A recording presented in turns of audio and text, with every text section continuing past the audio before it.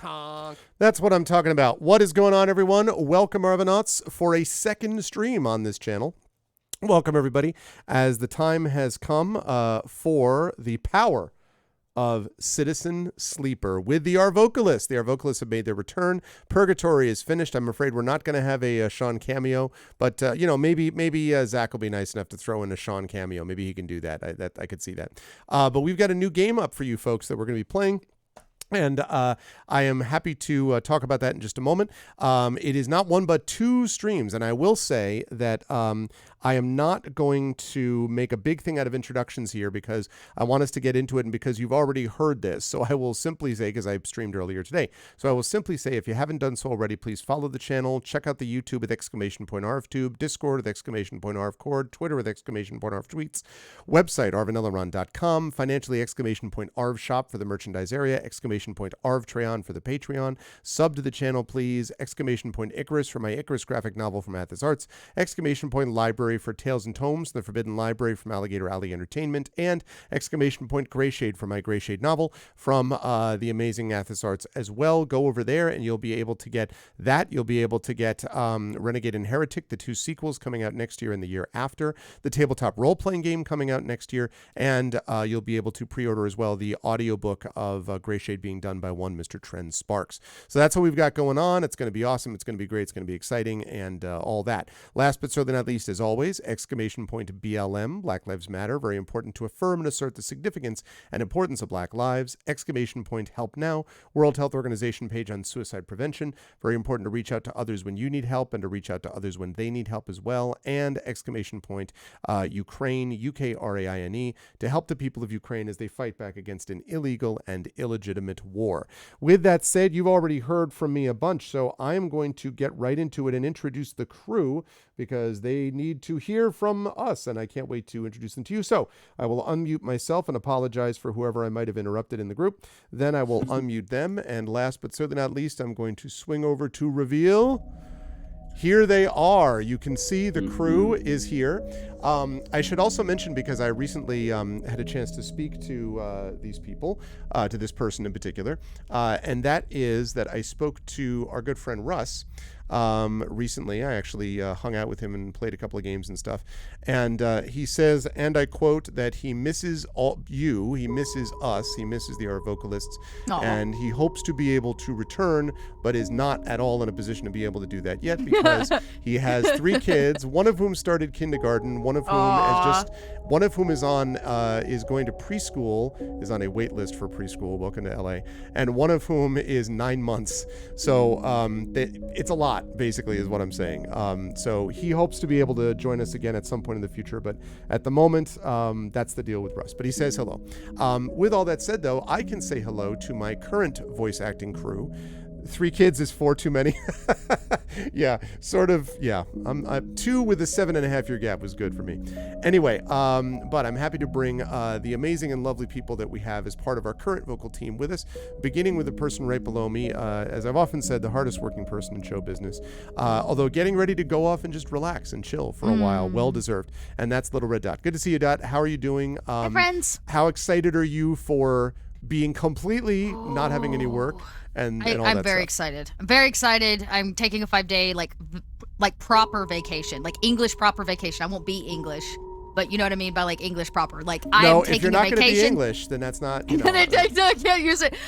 Yeah, I am going on vacation, but I promised I'd be here to do this first. So even though I'm giddy as a kid going to Disney, I'm here. My voice is here. My swanky sound voice boxes are here, and I've never played this game, so I'm pretty stoked.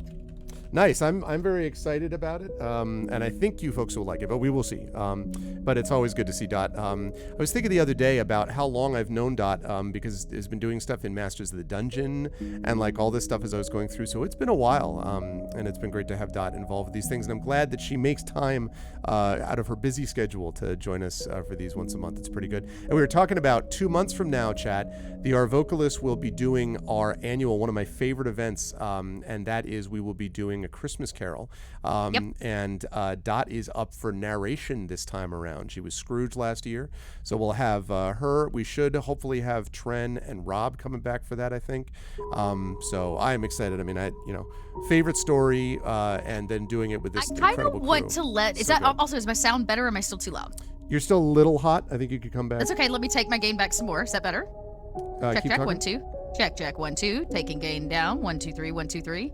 I think that sounds better. Yeah. Sounds better. Okay. Yes. I was saying I think we should have. Hear me out. All of you choose of all the many voices I've done on our vocalist, who gets to narrate this year's Christmas Carol. Whoa. So I give them a choice and they vote, you mean? Yeah, I think Are you that sure you want to sign yourself up for that, Dot? I do. I think that they need to tell me which character we like the most. I know which one I'm hoping you'll pick, but there's some good ones out there. Wait, are you gonna what about who is the one from Planescape Torment? You can't do the whole, I just have this image of Mebeth. Yes. Yeah. Just have this image. You will know what I face. Oh man, that would be. That's funny. That would I be the mean, best. old Grandma Mebeth, reading you the greatest you- Christmas story ever. If you do that, I'm gone. I'm leaving. Okay, Jersey Shore girl, okay. And then they, yeah. God'll Scrooge. fry the whole thing, and then Scrooge. The ghost of future, the present. Of something. present past. Yes. So Oh, just man. the past. Right. There's Yes, Kyun Soon Kyung is a good Soon. option. Yes. Yeah. Just do the whole thing with a Oh list. my That's Kyun gosh. Soon. Just Come like- on. Oh. Merry Christmas and a Happy New Year. Oh, he had a heart, that terrible Scrooge. Terrible my Scrooge. No, I'm actually going to veto Kyung Soon as the voice of the narrator. I can't. It's my favorite story. You can't destroy my childhood I that can't- much. I like it. you mean destroy it, I'll just eat it. Yes. Making it better. Or that- it makes it. That is actually funny though. Can you imagine Sean narrating like, I don't think. I don't know. I don't know if the ghost would be on top of this. Yeah, whatever. Oh man. It's Okay, gonna I've be a good time. derailed this enough. We're doing intros, right? Yeah. We are doing intros, but I am excited to be able to have that happen in a couple of months. But yes, so Dot is with us as always. So thank you as always for being here, Dot, and thank you as well to Zach for being here. Zach Clay has returned and again is back with us doing the awesome work that he always does. How are you doing, my friend? How's life in the universe with you? I understand that you were at a certain prominent convention recently. And that you avoided jumping in any foam pits, which apparently is good news. That's what I heard. That's very right. I just came back from TwitchCon, which was certainly an interesting experience. Lots of stories and everything. I did avoid the foam pits. Yeah, lots of different stuff. I had played some tabletop games, some Magic, and I haven't been in a foam pit since high school. Is that really what TwitchCon was about? Oh, No, but did you hear no. about this though? No. Like there was a Yeah, go so essentially on the convention floor, all these companies had a presence, and there's different games you could play. Like one game that I did do was essentially, how there's Simon Says, the verbal game that you play where Simon says to do something, but there's also like this Simon Says where there are colored buttons and it starts to play a pattern and you have to repeat the pattern back to it, right? Right. Sure. So there was on the convention floor, there was basically a Simon Says called How Fast Are You? And there were a series of 3 buttons and they started lighting up in a random order and you just had to press them as they lit up. And whoever had the fastest, the most amount of buttons in 30 seconds got a PS5, I think it was. Sure. So I tried that. God. There were other things like just little games you could play. And so there was a foam pit set up where people essentially had those like Q-tip battering things and little foam helmets, not foam helmets, but they kind of felt like it. And we're on 2 pedestals immersed in a foam pit and we're like battering each other. And someone on Twitter put it pretty finely, like, why are you having a whole bunch of probably uninsured streamers fight each other? And then not only that, but the foam pit was completely covered in foam and the convention floor is concrete. And I suppose when you're up there, like the foam pit looks deeper than it is, but essentially they only made it just deep enough to cover the concrete ground. And so several people got injured because after fighting, they either jumped or they were knocked off the pedestal into the ground. And if they fell in any particular wrong way, which was likely they injured themselves. So someone broke their back in two places. Two places. Yeah. Pretty well-known streamer, and there's a video of it. She jumps up, land like sort of spread eagle, almost David like Lee Roth. Yeah, a cheerleading like leap. Lands and broke her back in two places. Someone dislocated their knee. Yep. Yeah. So I didn't get to see any of those, but I did see it when like the first few days when it was happening. It was like a big, as you walk the convention floor, it was like one of the big things. They had an announcer for it and everything. Like it was a big battle, you know. Good Intel Lenovo booth. Enjoy the money, gentlemen. The number one search thing when I put in TwitchCon came up as foam pit. Yep. It's pretty bad. And so Intel Lenovo, I think, are looking forward to millions of dollars being paid out. Yeah. What a disaster. Especially, and the person that broke their back too, she has 1 million followers on Twitter as well. That doesn't help them. That does not bode well. Yeah. So, anyway. She has a very prominent OnlyFans thing because she's an adult film star originally. Mm-hmm. And then is now a Twitch streamer. And it's a bad... I read that. I'm like, are you kidding me? Oh. So that was one of many things that I was privy to. I had a good weekend. I mean, it was very interesting. It's strange going to a convention, and it'll get to my proper intro and we'll start playing. But yeah, sorry. It's strange going to a convention in some ways where I felt it, especially this time, not really the last couple times, where it's like it's obviously. With it being Twitch, like a central part of the convention is social media and like your presence as a social media person. And so more than other conventions, like I imagine Comic-Con, you know, for people that are there for the comics or the shows or whatever, but at Twitch, it almost felt like, you know, if you had a big following, there were crowds of people following you. And if you didn't, you basically just kind of like clung to your clique of people that, you know, streamer friends that you had made online. And if you weren't a part of that clique, then you know, weren't doing anything. So I spent most of the weekend just kind of like drifting between different friend groups. So in a way I had a lot of socialization, but everyone just kind of felt like they were in their own little pockets and clinging onto each other or like trying to insert themselves in higher social status groups. It was a very strange dynamic. But anyway, I feel like the isolation from COVID has kind of condensed the feeling of needing to like have a higher social media presence and stuff like that. So that was another aspect. And then, you know, all the aspects of TwitchCon not managing their security or their, you know, convention safety very well. But otherwise, it was a great time. Wow. And yeah, so that was that. I mean, part of the reason I went is because Wizards of the Coast originally had a much larger presence at TwitchCon. Mm-hmm. Sure. You know, they had a few live shows that they would have there, but Wizards, which I didn't learn until after already getting my ticket, Wizards had basically no presence at this TwitchCon. So like they actually ran out of Magic the Gathering material, pre-release material, because Wizards basically didn't do any.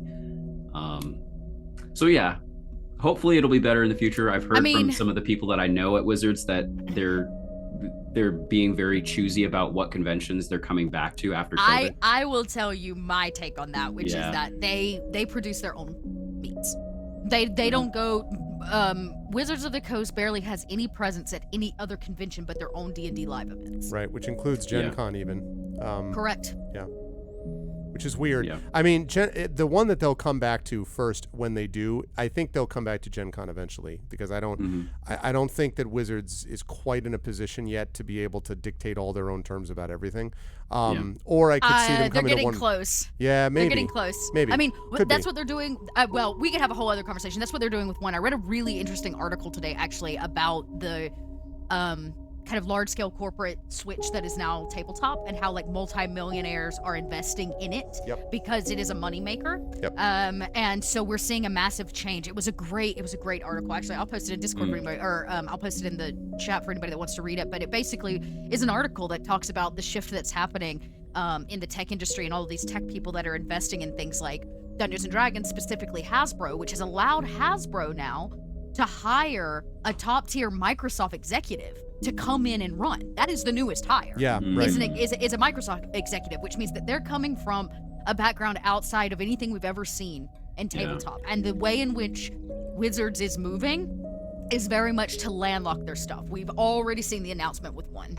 Yeah, and with their own Yep. virtual table thing and whatever. Yeah. And they've been doing D&D live for a while, and Yeah. we know that they hold their own massive kind of convention-style gatherings. They're trying to cut out competition by simply doing everything themselves. Yeah. We'll see. I mean, maybe they'll be able to do it. Hasbro's a big enough company behind them as well. But you know, what Magic, Wizards is still functioning off of Magic and D&D. Now, that is two enormous properties, but that's Wizards stuff. So, we'll see. Yeah, I don't know. It'll be interesting to see because it's weird to have a Gen Con without a big presence from Wizards. It's weird to have. I mean, it's these been other that way. conventions, They didn't have a presence this year at Gen Con or No, I the know. year before that. I know. Yeah. Yeah. I remember in 2019 and 2018, like D&D had their own booth section with live shows of Yep. Magic and D&D every year, and there was essentially like an influencer and Wizards staff breakfast at those conventions. Yep. Where, and they still have a lot of the people who wrote for them there. Yeah. Ed Greenwood is a friend now.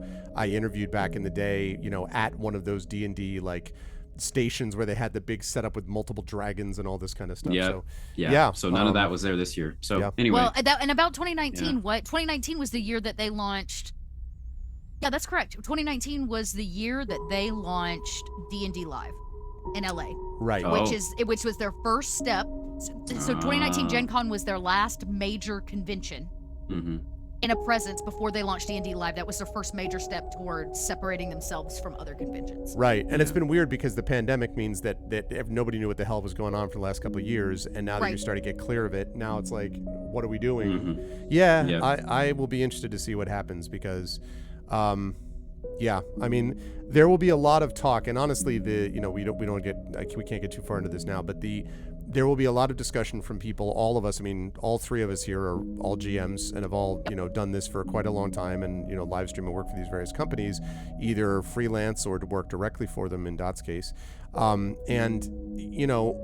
We are going to be responsible, and people in chat are going to be responsible too, for seeing how well people can hold up, whether it's playing Dungeons and Dragons or whether it's playing Blades in the Dark, whether it's playing Brindlewood Bay, whether it's playing Pathfinder, whether it's playing Thirsty Sword Lesbians, any of the Evil Hat stuff, any of the, any of that Expedition with the Mysterious Peaks, any of the third party stuff, and any of the independent stuff is going to rely on getting the word out there, because it's not going to happen through big, major, massive conventions. The closest you get is like PaizoCon, right? And PaizoCon is not either that's not indie. Paizo's not independent, right? Nope. So and that's it. And then everything else is just the presences of these companies. So it'll be up to all of us. There's a big enough audience, I think, for all of them, but they've got to be able to supplement, that step up to the plate and actually support financially. And I mean, honestly, anybody that's not producing 5e content, it's going to be fine.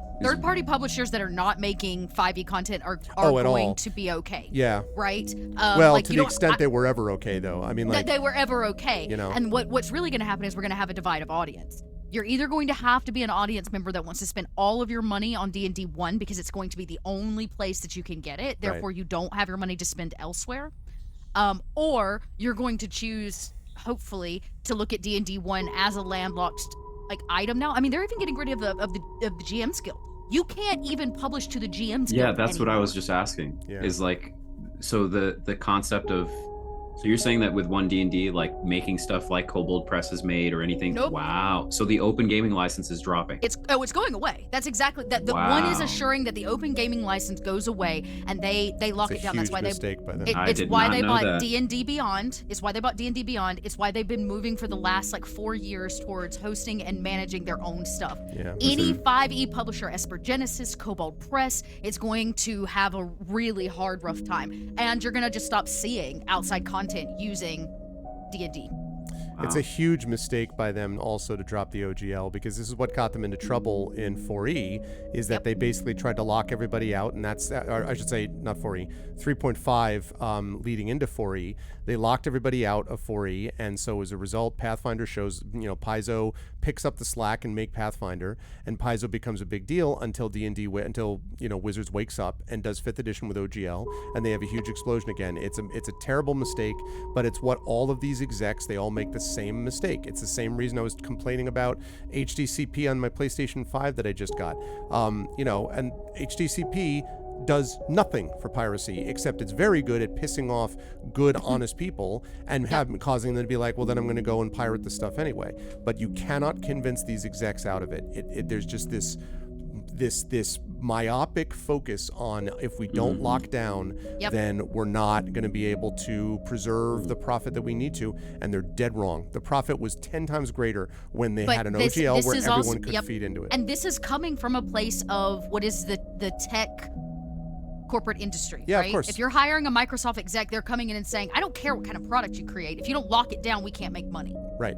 Which is just wrong. Which is wrong because they don't understand the industry. They don't, because honestly, D&D has probably made more money over the last 10 years because they've opened it up. Absolutely. And people can make so much 5th edition content.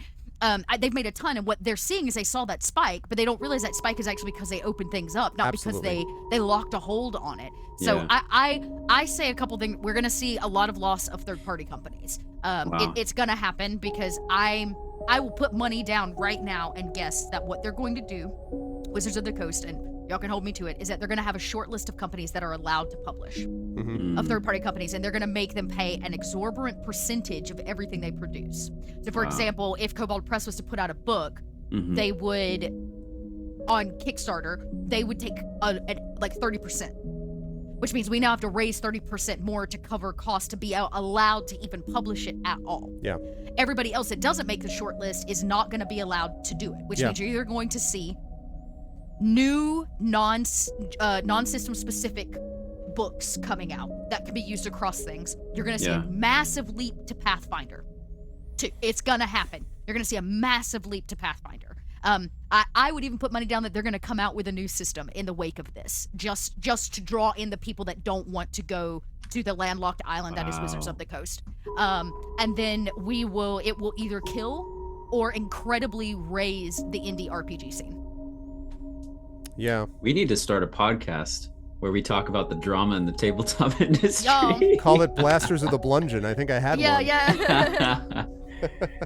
Oh my gosh. All right, let's get into some voice. This is very interesting, but let's get into some voice play, shall we? Yeah, sure. Sorry. We got down a business rabbit hole, and y'all know that's my kryptonite. Yeah. Like I can't not talk about business sometimes. No, and this is one right get now.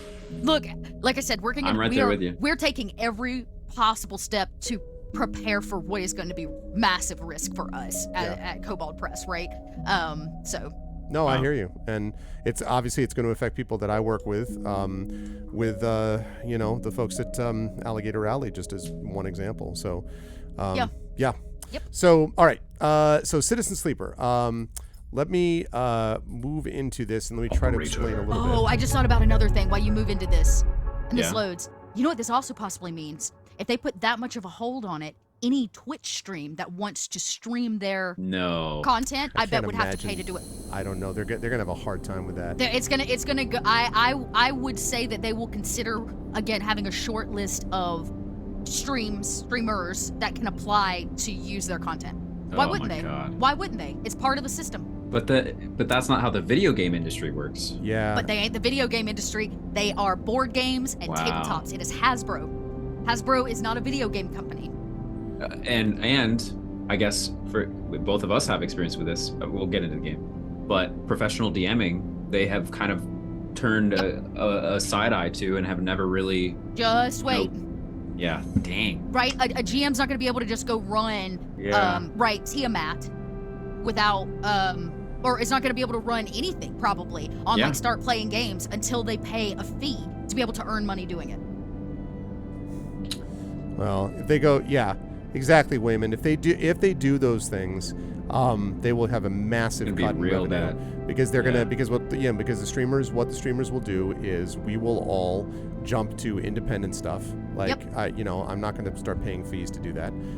We will jump to independent stuff, and you will get this sort of push from the other side of things where people are just like, I'm not going to deal with that. That would be that's an example of not learning the lessons at all of one's past. Yeah, I you mean, know? I mean, it's what we're seeing now. I think it could go the way where basically only sanctioned channels or sanctioned specific shows would be able to actually run that content and still be able to earn subscriptions and that kind of stuff. Yeah, because That's a dystopian future, somewhat like the game long, we're about to play. Long ago, long before Dot decided, when I started running things on my channel, I stopped running Dungeons and Dragons on my own Twitch channel for a reason. Now I know I'm working at a third-party company. I'm guilty, but yeah, I quit playing. I started doing third-party stuff because I was like, I don't need this. Like, I don't need any part of that. And now I'm really glad that I did, because here we are in what could be a really horrible awakening in the tabletop scene. Yeah. Wow, this looks complicated, Arv. Well, see, so the problem is what I was doing right now is I was trying to remember what the hell I was doing. Okay, so what I'm doing is I'm trying to remember what I was doing. I am so tempted to just restart with another one because otherwise I'm not. You certainly could. I mean, you can start a fresh game. It won't hurt nothing. Yeah, maybe I'll do that. Okay. I will keep that down here because I don't remember. I remembered that. Okay, so I liked operators. Roll the digital dice and it's fine. Yeah. Okay. So I do remember that there are multiple classes you can choose. So you have an operator who works with drones and high precision remote machines to perform complex tasks from a distance. I'm probably going to do that again because I like that. Extractor work on resource extraction, often in hard vacuum environments. Sleepers assigned to extractor work are often confident, self-sufficient, and have a high level of endurance. And then there is a machinist who repairs and modifies automated systems used in industrial resource extraction. Usually diligent, careful, and structured people. So the art here is dope, by the way. Yeah, it really is. So I'm thinking of this because I want to be able to work with digital interfaces. It means that there's a -1 on strength or strength of will, but there's a +1 on digital interfaces. This is a combination using dice as well, so that's cool. I think we'll go with this. Yeah, because otherwise I'm never going to remember what the heck I was doing. So it's going to be too confusing. All right.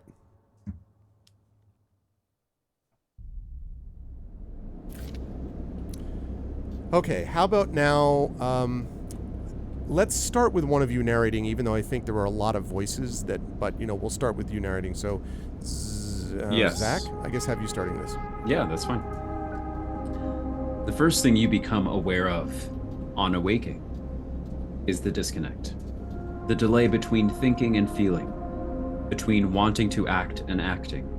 Minor, almost imperceptible, but always present. It's at its worst when waking, when yourself has spent many dark hours recalling what it felt like to be real, to be a person, to be in a body that was indisputably yours. I'm going to think of that body. A leap into a cold lake on a hot day, the sting of blood welling from a fresh wound, the friction of a fingertip. All of a sudden, the memories are closer than you thought, blurring as you approach until you can't tell one from the other. The cold slips in behind and around you, and the sensations fade out of reach. Perhaps you should be thankful for the dulled nature of this new body, given your current circumstances. The walls of the container feel immediately present, cold, hard, at your back and face, cramping your limbs. What the heck? Yep. You resist the desire to stretch, knowing that the claustrophobia comes next, and retreat a little from your central nervous system. It isn't painful. Not like you used to know pain, at least. In emergency mode, pain is a message delivered with efficiency and ease, a reminder that harm is imminent. There is no insistent throb, no trembling nerves, just a warning delivered with the banal quality of a digital notification. Right now, there are thousands of them. Don't care about the plan. Remember the others. You remember, there were 10 of you. 10 that could no longer stand the indentured work, the routines, the slow decay. 10 whose belief in their promised future was slowly dismantled day by day until they realized they had sold away everything that could and would ever matter. 10 that would escape, or at least die trying. Some were lost in the shaft. Others never found the meeting point. Only a few made it to the containers, but the freighter, as far as you know, left. That feels like enough. Enough to know that you might no longer be on that grim and heartless rock. Even if in the airless hold of a freighter you might freeze solid long before you reached any destination. Try to rest. But you're restless. Shut up, I'm trying to rest. You're restless! It has been a long time since you left. Surely weeks, maybe months. You are dully aware of damage to your legs, your right arm. You've been reserving energy as much as possible, but your body has still needed to shut down many of its systems to protect you. You've spent much of that time asleep, knowing that anything else would be impossible to endure. You feel the weight of that impossibility begin to gather. It is time to sleep again, to nudge this false body into inducing delta waves in your emulated mind, and once again recoil into a dream of when you were once a person. Time passes. The cold creeps further in. Good stuff. You feel something. Warmth. Not true warmth, but the indication of its presence.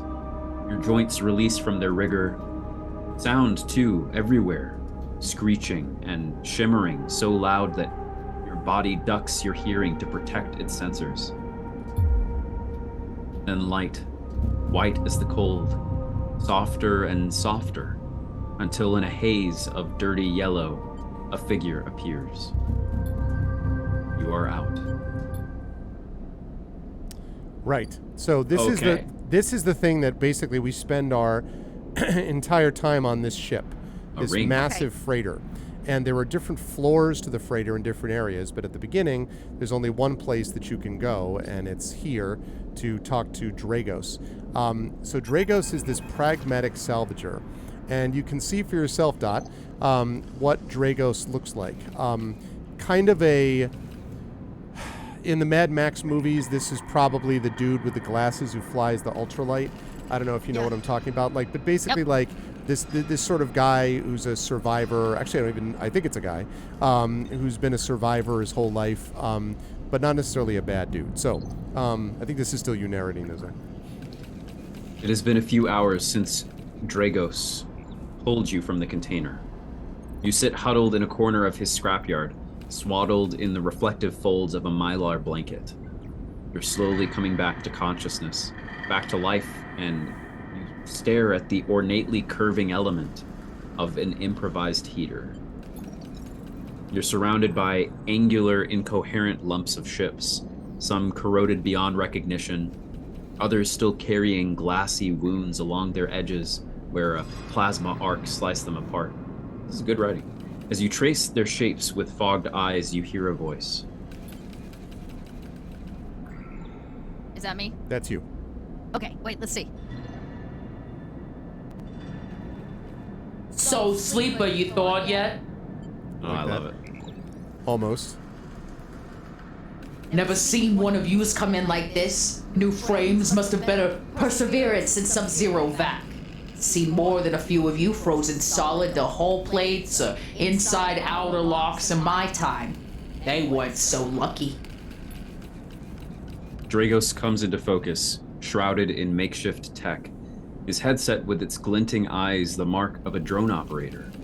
On his shoulder, one of his symbiotically linked drones perches, its irising eye locking you with an unflinching stare. Last living Sleeper that came through this yard was a while ago. They didn't last long. You struggle to read his expression beneath the tech, but he seems lost in memory for a moment. Or perhaps he's just figuring out what to do with you. What happened to them? He ignores your question. I won't ask what led you to do it. To sell yourself to a corporation. And I suppose you know you can't go back. Your old body, that's theirs now. And you're just software. A rogue emulation illegally processing corporate property. You nod along. You remember biometrically signing the forms, the cold floor on your feet as you padded to the sleeper cells, the promise of a life off-world. But as you do, you get the now familiar sensation that these aren't your memories. These are things you know, but not things you feel. You are no longer that person. You're an offshoot, a copy. This is something that I always thought is interesting about, like, the singularity, the aspect of like putting your consciousness in a robot.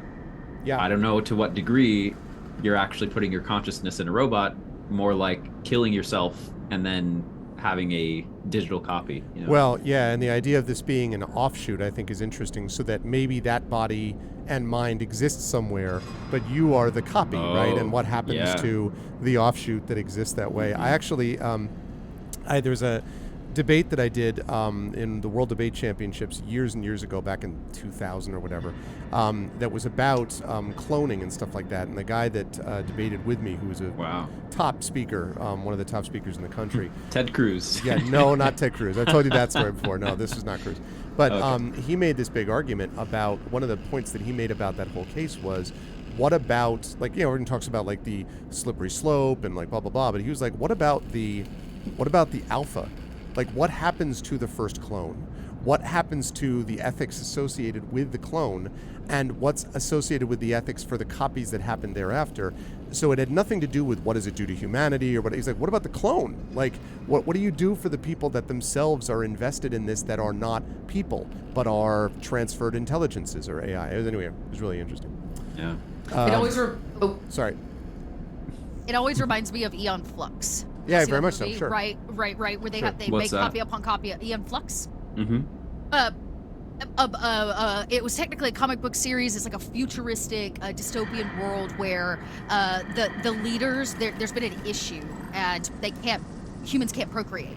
So to save humanity, what they do is they take the DNA of everybody and put it in this ark, and they cheat the system by copying people over and over and over again. And now, like 10 or 12 generations in, humans still don't know that the upper leadership has been doing this, and it's beginning to take its effect on people. Like, they're having their memories come back and these kind of things, and it's great. It's fantastic. Yeah.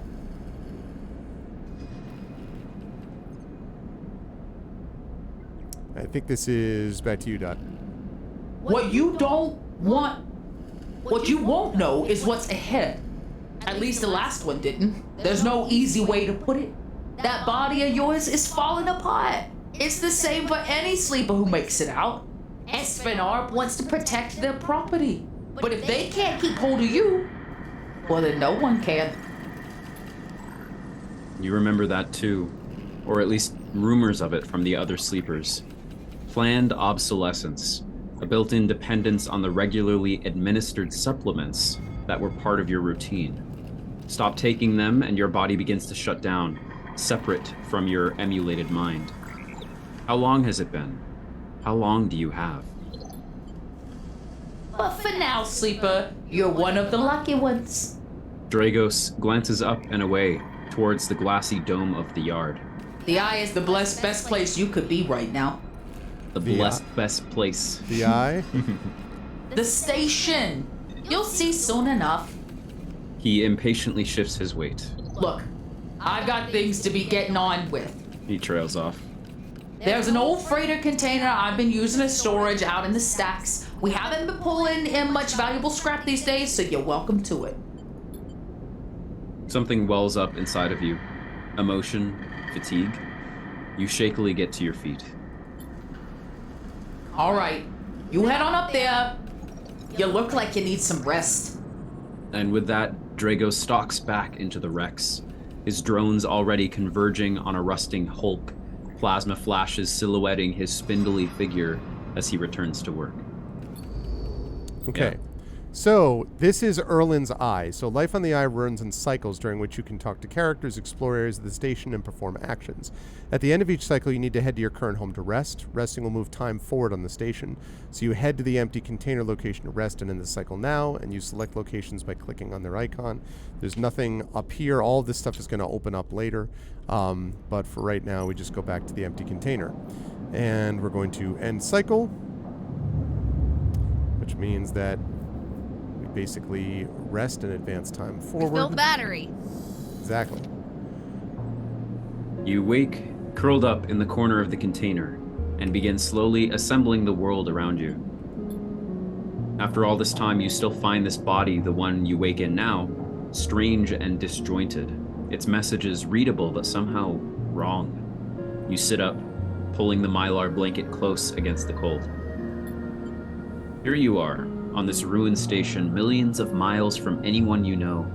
Are you still in the system? Did any of the others make it out? It's impossible to know. After all of this, what matters? Building a life. Maybe you did get lucky, finding yourself here. Maybe here on the edge of everything, there's a life for you to build. But before you can build anything, you'll need to learn to survive. Maybe if you can do that, you can make a life for yourself. Dragos has left a few comforts in the container. The mylar blanket, the bedroll you slept on, a canister of water, a makeshift electric stove, and some faded sachets of some desiccated powder. You thumb the power stud of the stove and begin to boil the water. The contents of the sachets smell like damp wood, and you sprinkle them into the liquid. As the pungent smell washes over you, images from your restless sleep come back to you. A ring like the station, but skeletal and ghostly. A web of threads pulling at your skin.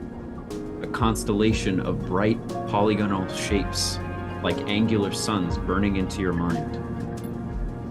There's something unpleasantly visceral about these images, and it is long after you've finished drinking before they begin to fade.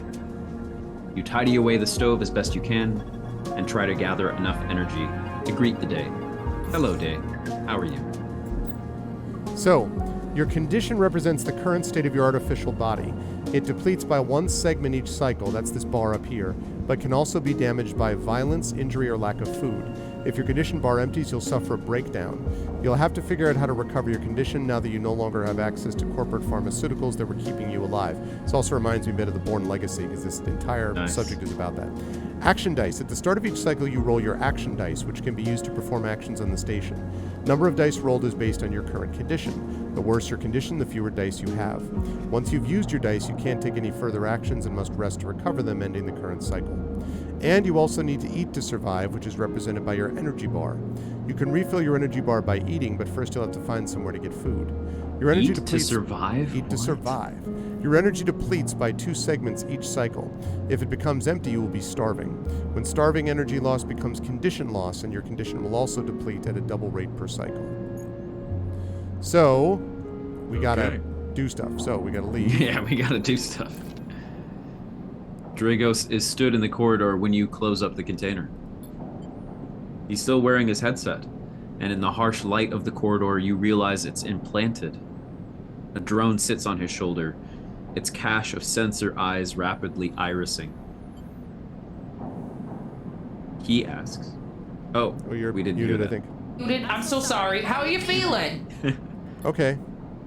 The drone chirps. Like to hear? You notice that beneath the operator's rig, his skin is marked by burns and blotches. I know the container isn't much, but it'll keep you safe. He pauses. So, I'm not going to chit-chat too long. You well enough to work, Sure. All right, then. He nods. At the yard is simple stuff. We hack these old hulls down, sell them off to shipyards or the bright market dealers for cryo. Occasionally, we pull out some of the tech, sometimes with a bit more value, but most of what comes in is scrap. Yeah, Emily, I hear that for sure. It's hard to find good hands here, but I figure as a sleeper, you'll be used to the manual labor, and obviously I'll slip you a few chits. Of commission based on what you turn up. Chits. These. He pulls out a handful of small metal bars. Air-walled cryo. Isolated from the market. It's what we use for trade out here. He stuffs them back in a pocket. And then shuffles his feet nervously. Look, I wouldn't usually do this, In my opinion, you'd be best suited moving on as quick as you can. And sleep as well. He trails off. But things being the way they are for me around the yard, I could use some help. Happy to. Okay, He pauses, thinking of something else to add. look. Just come down to the yard when you get feeling pressure, huh? There's plenty to do. First, I'm going to thank Triffid for the 31 months of Tier 1 support. Greetings, greetings. Thank you. Thank you, Triffid. Hope all is well. Thank you, thank you. Okay, will do. He nods distractedly and turns and walks away, the drone hopping along ahead of him. See you later. He calls back. Looks like it's time to get to work. Okay, so now you have options that open up. You have the decaying scrapyard. We have our home. We have also low-end gate. And then I don't think we have anything up here yet. So down here, after some spacers cause some trouble in the low end, Yadigan have imposed a toll for entry. No one gets in without paying. We need 60 cryo, and at the moment we have 0 cryo. So we're not going to do that at the moment. So that means that our best option right now is Dragos' yard. So, actions are the primary way you interact with the world of Citizen Sleeper. To perform an action, you click and drag your chosen action dice to the slot. In this case, there are 2 options. One is hull dissection. Even the rustiest hull can hide valuable components and materials. Extracting them means cutting carefully and skillfully. That's especially good for an engineer. And then and you can repeat that action. And manual salvage. You can cut your way through the towers of salvage, but you're no stranger to hard labor. Now, the thing about manual salvage is, even if you fail, it's safe, so you're not going to lose anything. Whereas the hull dissection is risky, but you get more if you succeed at it. So actions reward you with clock progress, energy, condition, or items depending on their outcome. There are 3 types of outcome. Positive, action goes better than expected. Neutral, the action succeeds. And negative, the action fails. My friend Mike Underwood is the one who told me about this game, and it is very influenced by Blades in the Dark, as you might have been able to notice already if you're familiar with the clock stuff. So, and then this is the action dice affecting the outcomes as follows. A 6 will pretty much always succeed. A 5 is 50% chance positive, 50% chance neutral. A 3 or a 4 is 25 positive, 50 neutral, and 25 negative. And then a 1 or a 2 is 50 neutral, 50 negative. So, and then either critical or repeatable. So critical actions you can only do once. Risk, I've already talked about, safe, risky, or dangerous. Skill, the skill that the action requires, engineering, interface, enduring, intuit, or engaging. And then the modifier, which adds to the action dice when slotted and improves its value. So what we've got right now basically is hull dissection, which every time you do that, it's going to benefit the back in business clock. And then a debt called in for Dragos. Dragos is tied up in something ugly, and if he misses a payment or 2, things could get nasty. So we can put stuff either way. So if we want to start with, let's see, I think that's 50% neutral. So we'll put the higher number here in the risky. So we've got a 25% positive, 50 neutral, 25 negative. So if we start the action, we made it as positive. So action often progresses clocks. Clocks are displayed below the actions that fill them, and they track your actions and how they affect the world. Filling a clock means something good or bad is about to happen. Some clocks, such as the one tracking Dragos' debts, are cycle clocks. These clocks tick themselves once each cycle and can complete without player input. Any active cycle clocks will be displayed on the icon for that location. So we want to basically get this positive clock filled before the negative clock is. So we put this into hull dissection. We got a positive right there, which is awesome. But now we have only these 3 dice left. Since these ones are the lowest ones, like are the least likely to be successful, it makes sense to try those on the safe ones over here. So if I put this over here, you'll see that because I have -1 for endure, this only counts as a 1. So it's 50% neutral, 50% negative. But even if I fail, it's not going to hurt. So drives. Okay, that's a new one. In Citizen Sleeper, you will... Oh, yes, that's right. You'll unlock drives as you discover more about yourself and the world. Drives guide you in pursuing specific objectives, depending on which path you wish to take. You can track drives, and any tracked drive will place a yellow marker on locations that will help you pursue your goal. Access your drive menu via the arrow button at the top left of the screen. You're now free to explore Linzai and make a life for yourself here. Try tracking a drive to help you survive. Look for food to keep your energy up and a way to recover condition. Fill clocks to progress stories and find new opportunities. And end cycle at your home when you're out of dice. You use the mouse wheel or W and S to scroll along the station. Rotate with A and D. Good luck. So we did it. So we succeeded. Hey, nice. So we've got 2 up there. So I've got 2 left. So I'm going to put a 3 because there's no other place to go right now. I will say that this drive here, find a doctor, so you can toggle tracking on or off. But there's also repay Dragos, who I definitely want to do as well because I don't know. I just want to repay him. So I don't know. I guess I'll try to track survival, but I do want to repay Dragos as soon as we can. And so far, I can't survive anything until I get some more money. So I'm going to put 1 into hull dissection again. So I'm going to put the 3 here because it's risky, and this is my better die to do that. And I succeeded again, which is good. Nice. And then last one I'm going to put in endure. So here again, 50% neutral, 50% negative. Yeah, so I succeeded every time. Good start. And now we are out of dice, and so we have other things that we can do. We've got the construction yard, but now, and we've also got this stuff, wow. Bright Market, we've got low-end gate. So most of this is probably going to need dice. Yeah. So see, here you have another clock, which is getting local knowledge. And presumably we have to go here to get food. So there's that. But we don't have any dice to do it with. So if we go here to the shipyard, we can assist a shipbuilder. And you get more dice by By sleeping? resting. Okay. By resting. When we rest, when we sort of rotate a cycle, basically, then we get the dice back. Now, this is going to put us in a spot where we're going to desperately need food, but we're out of dice, so that's going to be the best option. Y'all are going to be so proud of me. I'm making a very special voice layout just for this game. Ooh, I'm excited. And labeling them by person so I don't lose track of them. That's a at me. good idea. This time, you don't wake up. What the heck? Well, it's over now. Yeah, instead, the ghost of the station, that shifting skeletal ring, surrounds you. Yeah, this is the other component of this, which is that there's a second parallel world next to the ship. For a moment, you're gone. You're gone. Absent from your own body, stretched out across a colorless void. Then the connections begin to establish themselves, threads tugging on the edge of your mind. These threads become vectors of exchange and then extensions as you feel your thoughts slipping away down them, dissolving into the millions of distributed nodes they connect to. You see the station. No, you feel the station, like a web of texture in a smooth black liquid. Music's on point in this game too, by the way. I am going to touch it. You find a point in the station and you connect to it, pulse through it, follow loops and paths under and around it.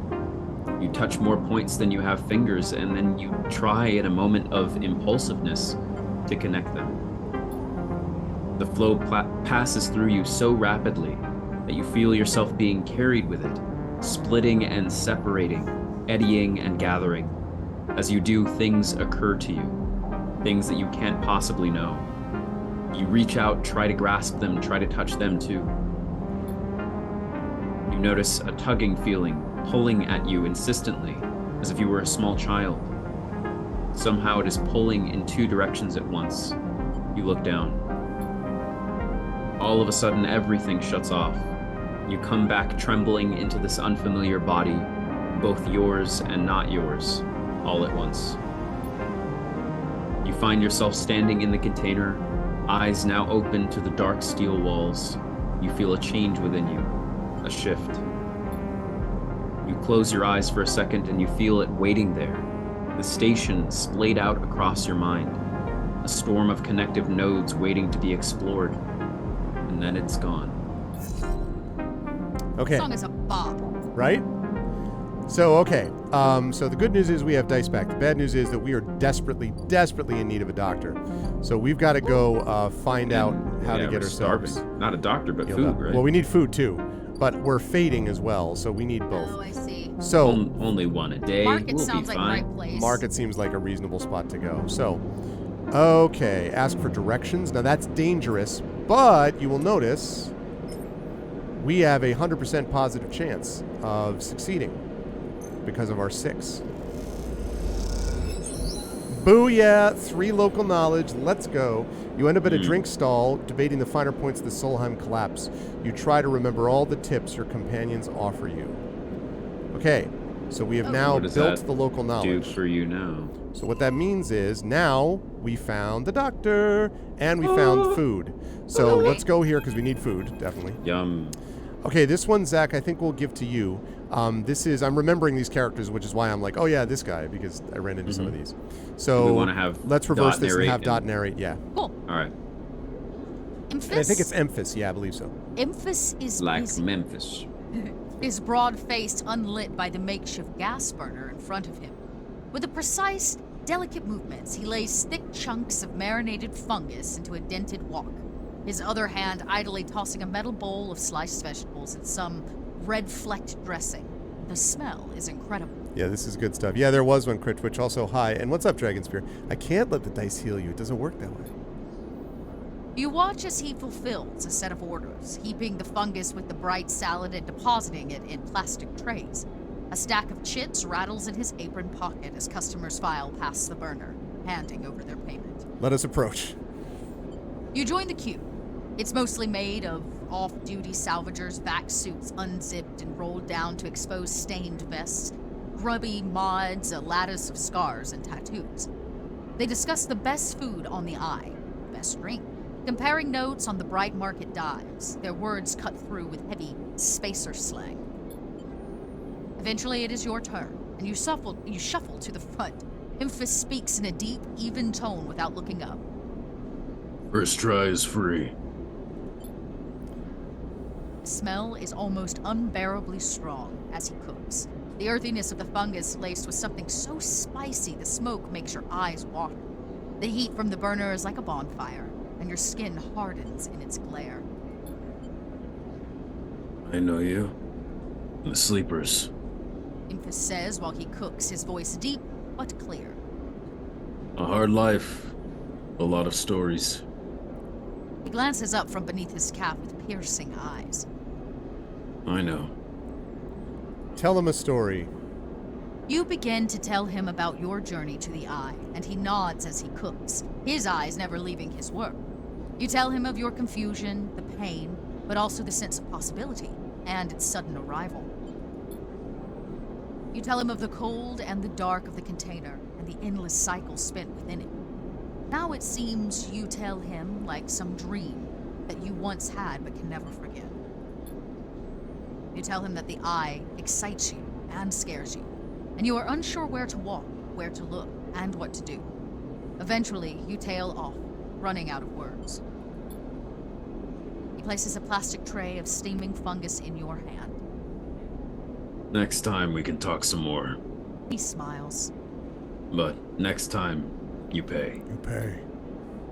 He slams a heavy hand against a button on the burner's side, and it shuts off. The roar of the flame and its impressive heat fades. Next time then, sleeper. He waves you away and begins to oil the wok, before you turn back to the alley and notice the geometric patterns of circular scars across his forearms, each surrounded with a constellation of glinting pin marks. You walk away, and as you do, you take a bite of the rich, spicy, delicately sweet fungus. Your taste sensors light up like a fusion reactor. You'll be back. Yeah, look at that food. New Yum. drive discovered. And so the new drive we have now is... Eat. You've heard talk of a fabricator owned by the Ord Exchange. With that and a few fragments, you could build a ship-mined core. Don't know why you need to know that yet. Get to know Emphas. Loves two things, stories and food. If you can supply him with both, you can hear a story. Definitely want to get to know that. Repay Dragos, and I want to make sure that Dragos is helped, and then obviously survival. So to me, the order is survival first, then I want to repay Dragos, then I want to get to know Emphas of the drives that we have. So there are these multiple things that you're balancing in the game, but it never felt to me, at least when I played 3 hours or so, that I was overwhelmed by it. Like I was like, all right, I'm going to do this, and then I kind of want to do this, and I want to do some of this other stuff. So, yeah. Yeah, that's cool. Okay. Let's go to Sabine, the Slum Doctor. The Slum Doctor. Slum Doctor. So this one, Sabine, I think this will definitely be you, Dot. And I guess you can still be narrated. I'll be the enforcer for the one word that he says. Next. It's this use act. And yeah, I'll narrate. Yep. Comes the call from the enforcer at the door. You shuffle down the flickering hallway towards the open apartment door. You keep your head down and your shoulders high in the queue, trying not to bring attention to yourself. You were thankful for the tip-off that a doctor was operating out of this place, but now that you're here, you aren't so sure. The gang enforcer on the door, the flickering light strips, the decaying hab block, they have all made the long queue a test of your nerve. But your options are few, and without a supply of stabilizer, your body will... You suppress a shiver and shuffle forward to the front of the queue. You try to find something to distract yourself. Look at the enforcer. The enforcer's looking down the corridor, and you dare to glance at him. His purpose is unmistakable. He's there to intimidate, to threaten, and if necessary, carry out those threats. His broad shoulders are framed with a metal exoskeleton. A couple of mirror-like implants sit below his eyes like mercury teardrops. Subsidiary sense input or aesthetic markers, you aren't sure. You also aren't familiar with the geometric blade-like tattoo on his arm, but you make a note of it.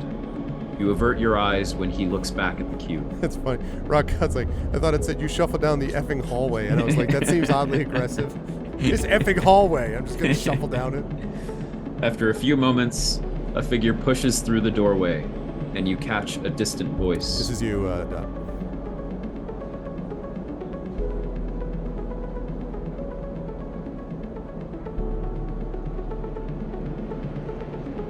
Send the next one in to Shiro. The enforcer jerks his head and you slip inside, passing through the dark entryway and pushing through the plastic sheeting on the far door. The room beyond is bathed in warm light. A floor-to-ceiling transparent panel gives a full view of the Bright Market's sealed roof and the buzzing traffic above, and for a moment you are transfixed by the motion. Come, sit. Calls a sharp voice, and you see a silhouetted figure turned away, replacing the plastic sheeting over the frame of a simple folding bed. You make your way across the room. The figure turns, and as they do, you see an expression of confusion flash across their features. They open their mouth as if to speak, they blink, and then quickly regain their composure. Please, sit. They gesture to the bed, then turn to an open case of tools on the table. You sit.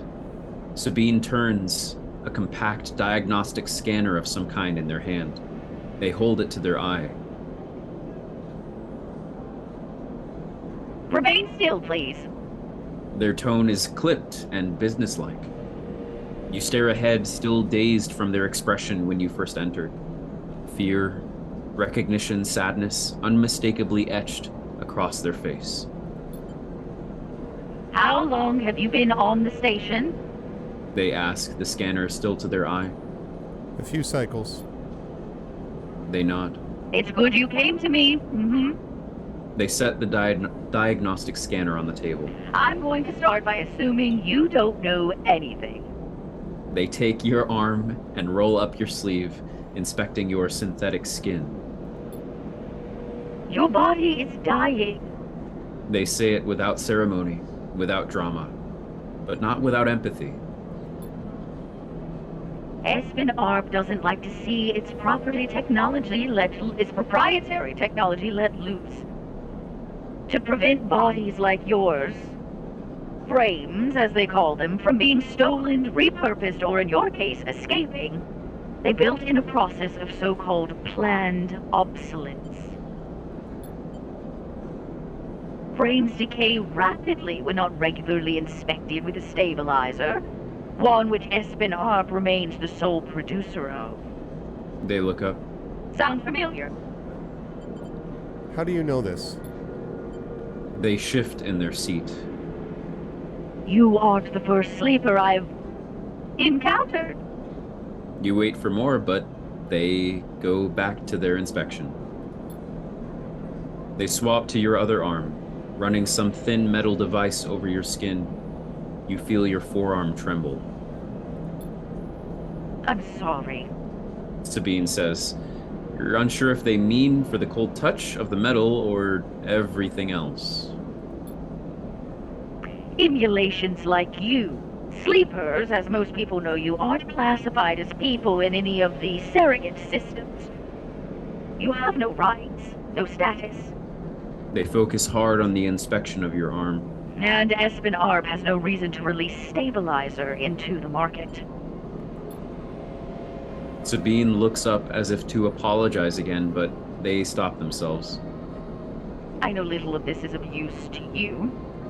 They turn away, disassembling the metal instrument and cleaning it. Silence fills the room as Sabine works, and then the silence gives way to tension. You stare at their back, willing them to say something. Anything. Sabine then turns to face you.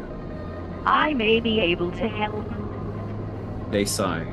You see the darkness under their eyes, hear the fatigue in their voice. They gesture to the door. You saw Toshiro outside. You nod. He works for my benefactor, Yatagan. They were influential in the low end. They gave me this space to work, run the door, and take profits. At the same time, I have to fix up their enforcers, tend their implants, sew up their wounds. They look away. But Yatagan has connections. Smugglers from the Starward Belt. Mercenaries working for corporations on Imber. If they can source the stabilizer, maybe you'll have a better chance. Sabine sets down their slate, their notes complete. This is dangerous, and it'll be expensive. But I think we can do it. Why help me? Sabine walks away to the window, their face dappled by the shadows of passing drones. Let's just see if this works first. I'll let you know when I have a lead. You nod and leave, Sabine still staring out, unmoving. When you reach the lower level of the market, you look back up through the panels of the roof to see if you can see their face, but the room looks dark against the lights of the market. You duck your head and walk off into the crowd. The other thing is that when your energy level gets higher, I believe that's when you open up these extra dice slots. So the healthier you are, the more you get other dice to be able to use on some of these things, which is pretty cool. That's right. That makes sense. So the more dice you get when you sleep, based on how well you're feeling. Basically, that's it. So, okay, it's going to take a few cycles. So I got to wait on her. So that's just, there's nothing we can do to adjust that clock. So we have 2 dice left that we can use. We can order fungus, which is a good idea because it's only 15 cryo and we have 50. We don't have to actually use a die on that. So I'm going to do this for 2 reasons. Number 1, because that puts us up to full food. And secondly, because it starts building this clock of fungus fan, because eventually we want to get to know him. So yeah, 1 serving But for many. can we do more work and earn more money so that we can finish paying off Drago? Yes, absolutely. And that's the next thing to take a look at. You're well, fully, 2 things. Well, you're well fed as well. That's true. So there's also the flow of chits and components. The exchange is complex. Sharp eye and some tight trades can net you a good margin. So to get this ship mind fabrication data, you need to be able to build clocks by doing this stuff. But we don't have any scrap components yet, and I don't want to use these dice, especially on something that's risky. So now let's go and see what we can do as far as money's concerned. And there's 2 places to do that. One of them is, well, 3. One of them is the dock terminal where we hang out, like our home type place, which is over here. There it is, Dragos' yard. There's this rotunda Whitlock. We don't know what that is yet. We'll check it out, and that one. So there's no harm in going and checking and seeing what these things are, because we don't have to put dice in until later. So it takes several cycles to reach the starboard belt and return loaded with scrap from the old wrecks. Okay, so that's a clock that will eventually cycle and will become open to us. In the meantime, there's nothing there. This one, merchants willing to run the gauntlet of the Hellion system are rare, that those that do always return eventually. So again, that's another clock that'll cycle. So that brings us the old dock terminal. And Havenage security have to have plans. Stealing them would be the fastest way to get to know this place and the most dangerous. Again, we only have two dice, so that's really risky, especially with the danger zone there. And then the other one is rotunda. The old dock is filled with passages and concourses leading to all kinds of docking bays. But if we're not careful about this, we could theoretically fill up. Presumably, if we succeed on this, we get the Dock Watcher build, but also the Havenage watch list. And we do not want to be in the Havenage watch list unless we have to be. So again, I think, don't have to deal with that. So last thing to check is the shipyard, which is... Oh, we already talked about this. Yeah, that's to get to know the shipyard again. Again, not fundamentally like what we need to do right this second. So let's go back to Dragos' yard, and let's see what we can do to help him and also hopefully make some money. So let's throw a manual salvage into risky, and we'll put one into safe. What? There we go. So 50% neutral, 50% negative. Good. So we succeeded there.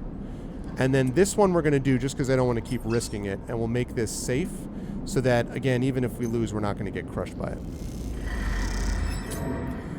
So negative outcome, but we still made 5 cryo. We didn't build the clock, but we're up to like 55 cryo now. So it was worth it, and also we're full food. I was going to say, and we're up 5 cryo from where we started, right? Yep.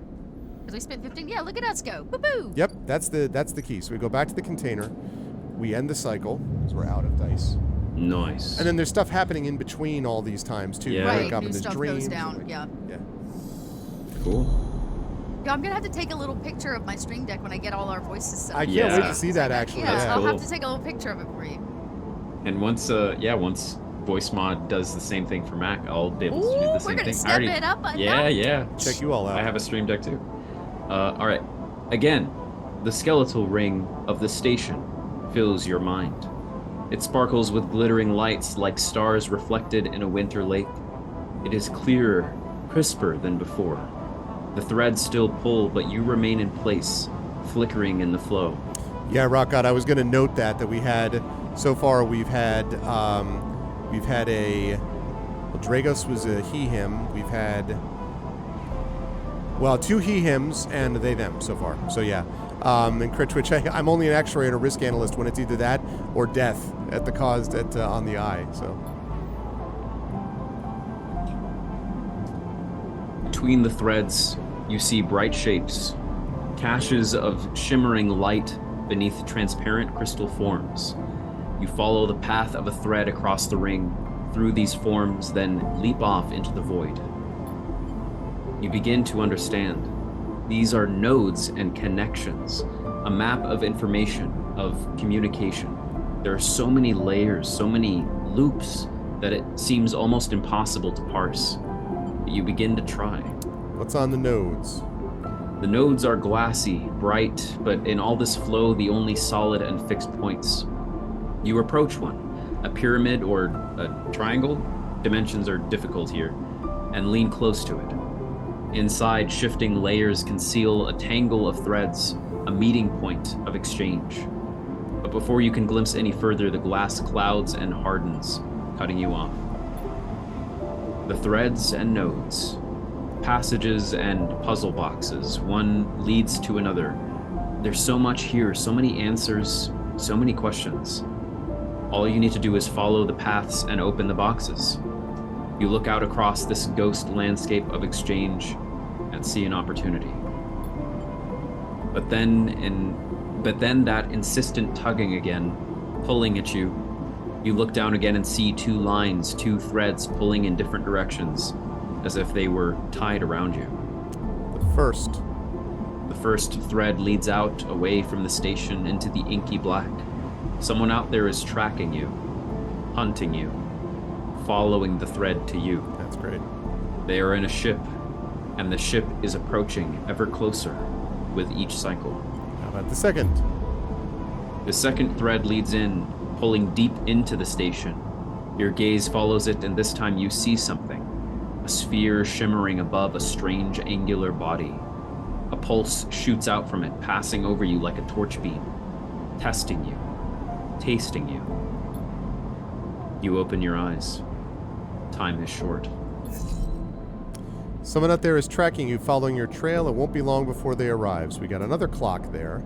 But we Yo. got 2 very good rolls. Oh, yeah. There's the cloud. Look at so those dice. You can now access the data cloud of the eye, which is a network of decaying protocols and data caches. While there, you can use dice and items to access systems and extract data. But be careful, these networks are old and strange. Click the eye button at the top of the screen to toggle this view on and off. Whoa. So there you've got this. So you've got nodes. What the heck? Yep. You got nodes, and then you've got agents. I think with all these good die, we ought to take a risk. I feel the same way. So now here's the thing that's cool. So data actions allow you to extract data from the networks of the eye. They work like dice actions, but in order to unlock them, you must match your dice to the one displayed on the right of the action. So you need to have a 1 here.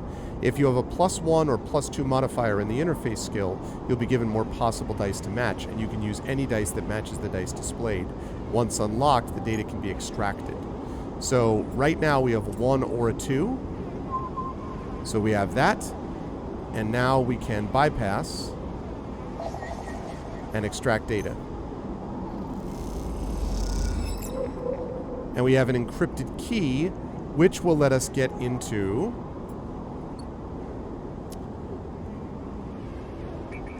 places that need a key. I don't remember what the place is. Might be there. No, that requires a cipher, and this is a key. Okay. I know that there's like one of these things requires a key. Does this require a key?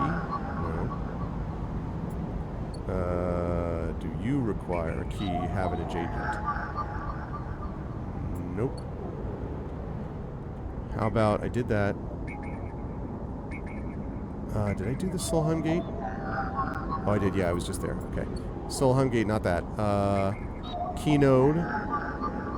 Again, that's another thing that I could access, but no. Yadigan agent. Yadigan. Or Yatagan. Okay. So, right, okay. So that's fine. So I'm not going to worry about that now, but that's just, it's another extra element that we've got here. And so we'll leave the node and go back to this. Okay.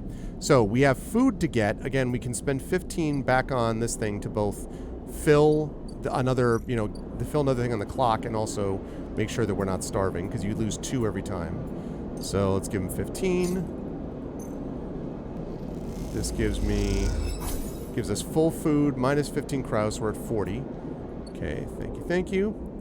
We're still waiting on that to cycle. Never been to the low end gate.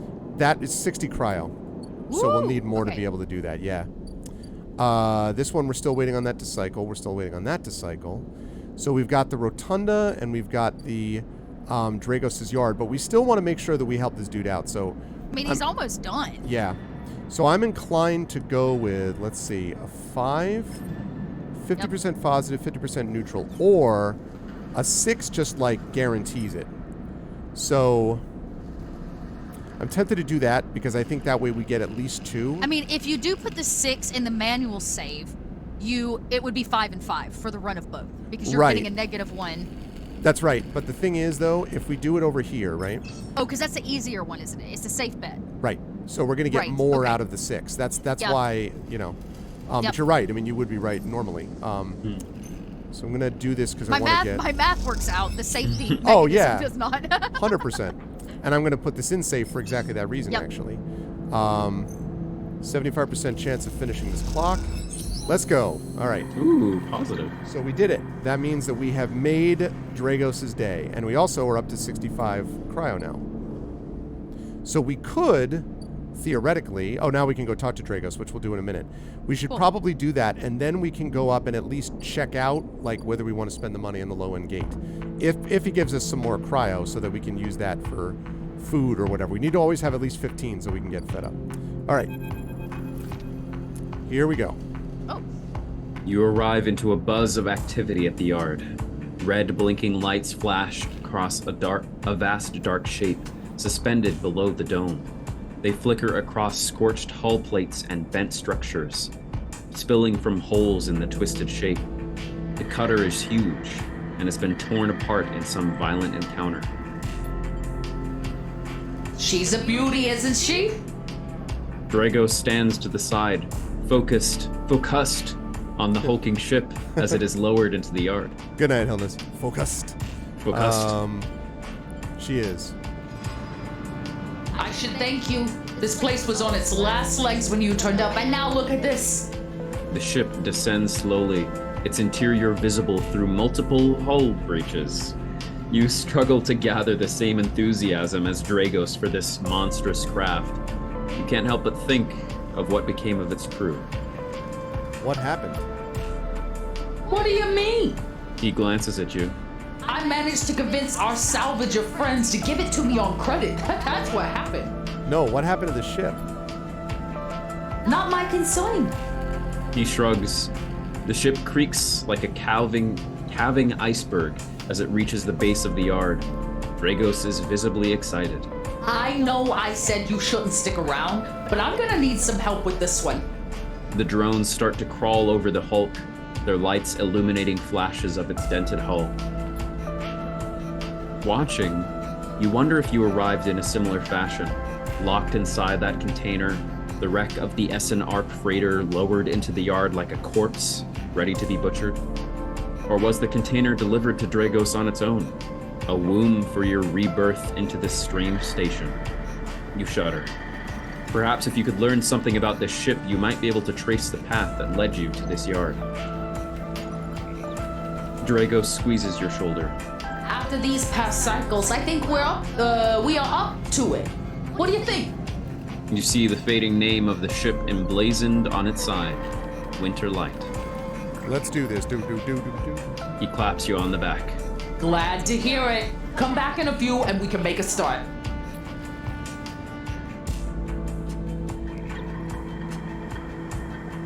I think that's still good. Oh, a real beauty. Dragos repeats, perhaps just to himself. You take one last look at the shattered ship as the drones start cutting, and then slip out of the yard, feeling suddenly cold in the empty passage. I think it's pretty good writing, too, for the most part. Yeah, for sure. And now we have an upgrade point. Now, upgrades are this. You completed your first drive, because we finished our drive to help Dragos. That gives us an upgrade point. So, we access our character menu via the arrow button at the top right of the screen.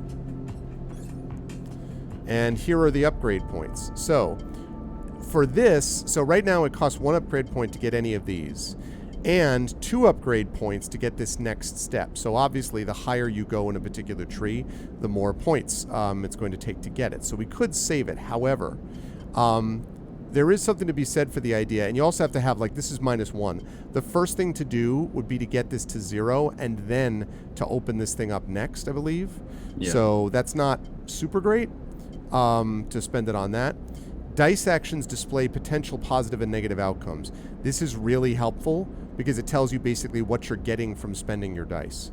So I like this one quite a bit for that reason. Okay, Cool. So we've gotten that. We've gotten our character leveled now. And now of the drives that we have left, we still don't know why we're supposed to do this. We want to get to know Emphas. We study the Winter Light as an option, and we have to survive, but we're still waiting on the doctor for the survival. So, and we don't have any dice left anyway. So now we can probably head back. The only thing we could do is we could spend 65 on, or 60, I guess it is, on the passage into the low end. The only problem there is that it only leaves us 5 cryo. So I don't know if we want to do that yet, because we want to be sure that we have enough to manage our food. So, Schlep. back home and cycle. Very cool. Woo, upgrades.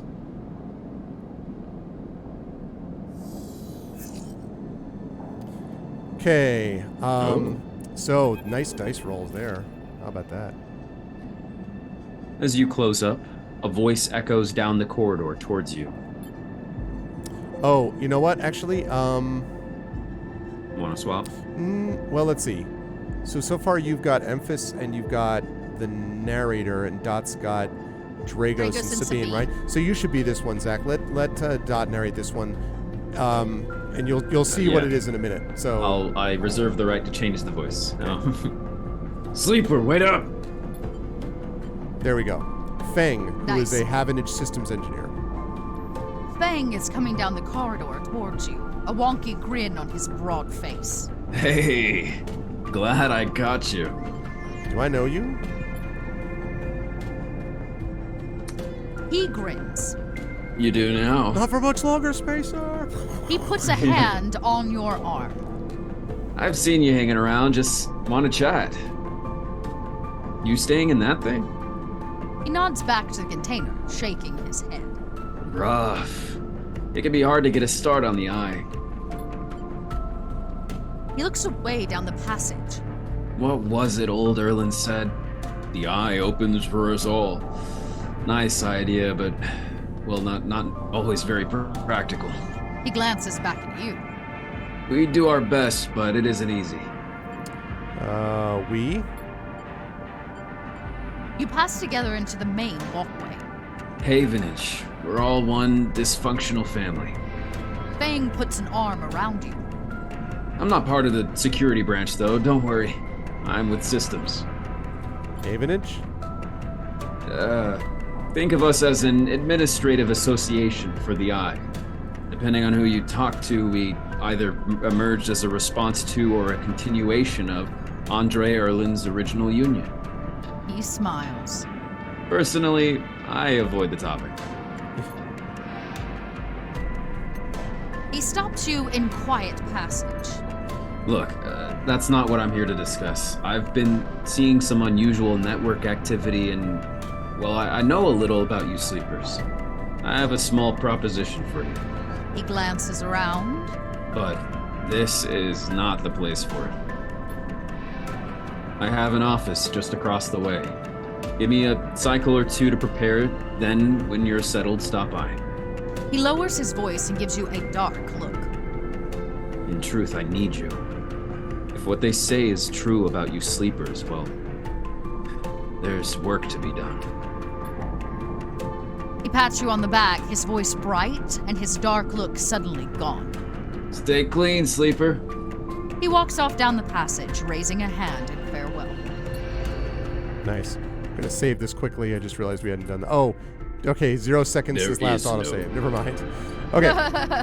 Right. There's So we no have. going back. So we have a bunch of things here. So we can try to input stuff on Winterlight to kind of get a history about who this is. And this shows you, because of the perk, if we succeed in this, we get 2 on the Winterlight clock and 1 on the yard clearance clock. If we do this one, which is dangerous, we get 2 on the yard clearance and 16 cryo. And we have plenty of stuff to do with this. But we also have the other Yeah. stuff in this, and we've also got this too. Yeah, that 6 is also an auto success on, like, something Something dangerous. hard. Something Yeah, big, I was yeah. thinking that, yeah. Exactly. Okay, we can't get into there yet. Keynode. We don't have. We have a 3, so we could do. use that directly. It's probably worth doing that and then saving the 6 and 5. For real stuff. Yeah. Extract data. 2 encrypted keys. Okay. Because there's a neutral outcome. Whoa. As you drift back from the node, something latches onto you. A thread strung tight around you. It tethers you in place. Okay, this creature is really freaking weird. So, Dot, I don't know what you've got that's in this sort of area, but it's like a... Oh, I can do something weird. It's like a monster? What is it? It's like a... It's like a... Like It's a like thin a monster or multi... a big monster? It's a multi-wired net traveling dog. Basically, like Okay. a hunter, like a guard dog, sort of, but looks Oh, I weird. got one. But it's a mechanical one? It's mechanical, yeah. But it's like on the net, though. Like, you know... Okay. A taste? Nice. Oh, yes. Nice. Wonderful. The voice makes you shiver. Its source somehow both distant and close behind your ear. You see a distant glint of light shut off, and then suddenly a shape is at your side. It stalks around you, circling like a shark, like a wolf. Entity unknown. Astringent. Processing. Okay, we're going to resist that nonsense. I told you! Oh dear. That's like some Death Stranding stuff, for those that have played that game. You struggle against the thread, and it tightens in response. A glittering... I forget how to pronounce that. Garrot. Garrot. Garrot. That's one of those words I've only ever read and never said. Garrot. Garrot. And then Please the dog hold. says, yes. Please hold. The thread around you thickens until it is a ring, a cylinder, a tunnel of light circled around you. It is blinding for a moment, and then it's gone. As it fades, you see a figure, a creature in front of you. Its strange head flickers between different angles, reading you. What are you? The shape paces around you on lithe legs, though there is no ground here to pace on. Entity. Identify. Origin. Serial. Cadence. The figure faces you expectantly. I'm staying silent. Refusal. The figure's strange head rotates. Bracket signature. Of and not of. Attempting interface. As the figure speaks, more threads begin to spiral from its head, thick, snaking, vine-like ribbons that flex and wave. They approach with intent. Stop! You violated the law. No, it's I don't know. Time the GTFO. Yeah. You kick off and glide away through the cloud, the threads surging after like predatory tentacles. That was the name of my band in high school. Predatory They tentacles. follow, they follow, wrapping the space around you until you're held within a web, a tangle of tentacles closing in. Stop. Hunter halts its threads, its head twitching. Entity. Your identity is unknown. We only seek correct illegalities. Can you confirm your legal rights to sentence? To sentience. Your legal right to sentience. I'm Oh a my person. Incorrect. You are an entity. God. All at once, Hunter's head is directly in front of yours, blocking your vision. You stink of their taste. The one from the sealed dock. Hunter shimmers with fury. I will find access. I will find interface. Sealed dock? An entity hides in the rotunda. You are its puppet. Hunter extends a razor-edged thread. I will not be diverted from my task. It glows with murderous intent. So I'm like, okay. Like, You lash out with all your force. Not a physical strike, but a focusing, a spike of interference leaping out like the tip of a spear. Hunter stumbles, shifts, separates. You open your eyes, blinking back into the station light, shaking with fear. welp. Uh-oh. So that's the hunter. Yeah. Oops. Whoopsie. Bad doggo. Yeah. Not friendly. Okay, almost done with the surgery here. We have 65. I guess we need to go back and take care of the food situation anyway. And let's throw that in there, get a little more food. Talk to our Yummy. boy Emphas about like, so, yeah, things have been weird out here. Know what I'm saying? Mm-hmm. Okay. So, don't have enough for that. We've got we're still waiting on that. We're still waiting on that. We could find out more there at this, Rotunda. at the rotunda, so we could steal dock plans, and try to stay off the watch list. But actually, if we're going to steal dock plans, Yeah. right? I mean, this finishes Dock Watcher, and we can't Yep. lose this. We can't lose this. So, Yep. yeah, that's why we do that. Wow. And now that's unavailable because we don't have to explore the rotunda because we did this. Wow. And that's the thing. The other one would have lost energy. This one would have been an issue of leaving conditions. So now we've done that. And now you'll see that we have other things opened up. Whoa. Ankita, a stranded mercenary, an overlook bar, a sealed dock. So the docking bay, we can unlock the maglock. Ooh. And as you will remember, we have not one but two cipher keys. Look at this. Okay, Oh, on to the next yeah. one. But I have a second one. But there's more.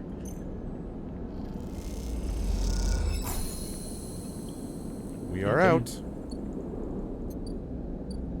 No. Neovend 33? What the I did not do this in my game. Okay. Alright. As you slip inside the sealed dock, a pulsing light grabs your attention. Among the discarded tubing and rusted plates, a machine flickers with a warm glow. Okay, let's look around. You don't know when this place was sealed, but from the state of the outer doors high above, it must have been decades ago. In this dark, cavernous space, debris sits in every corner, along with the traces of rough sleepers, although none of it seems recent. Looking past this layer of decay, you see the now faded messages, symbols and logos of the Eye's original corporate owners, still glinting in the shadows. Charming. Among all this, the warm glow of the machine seems to be the only sign of life. This gives me Fallout vibes, this one. As you get closer, you recognize the machine's blocky shape, settled into an alcove in the side of the dock. A kind of upright cabinet. It's covered in fading logos and messages, from which you assume it was once an industrial vendor, intended to dispense and manufacture ship fittings and other mechanical parts necessary for the regular running of freight and resource extraction vessels. The manufacturer is listed as Neovend, and you remember an advert from long ago squeezed among all the off-world recruitment drives that assaulted every planet-born citizen, which chirpily saying that name over and over, Neovend, Neovend. You wipe a layer of dust from the cracked screen, thinking of those contractors squeezed by their own corporate employers to pay for every bit of minor maintenance on their rented ship. All right. Do it. Yeah, you Yeah. got the machine voices. This is made for you. Enter your registration. Oh, man. Yes. Wow.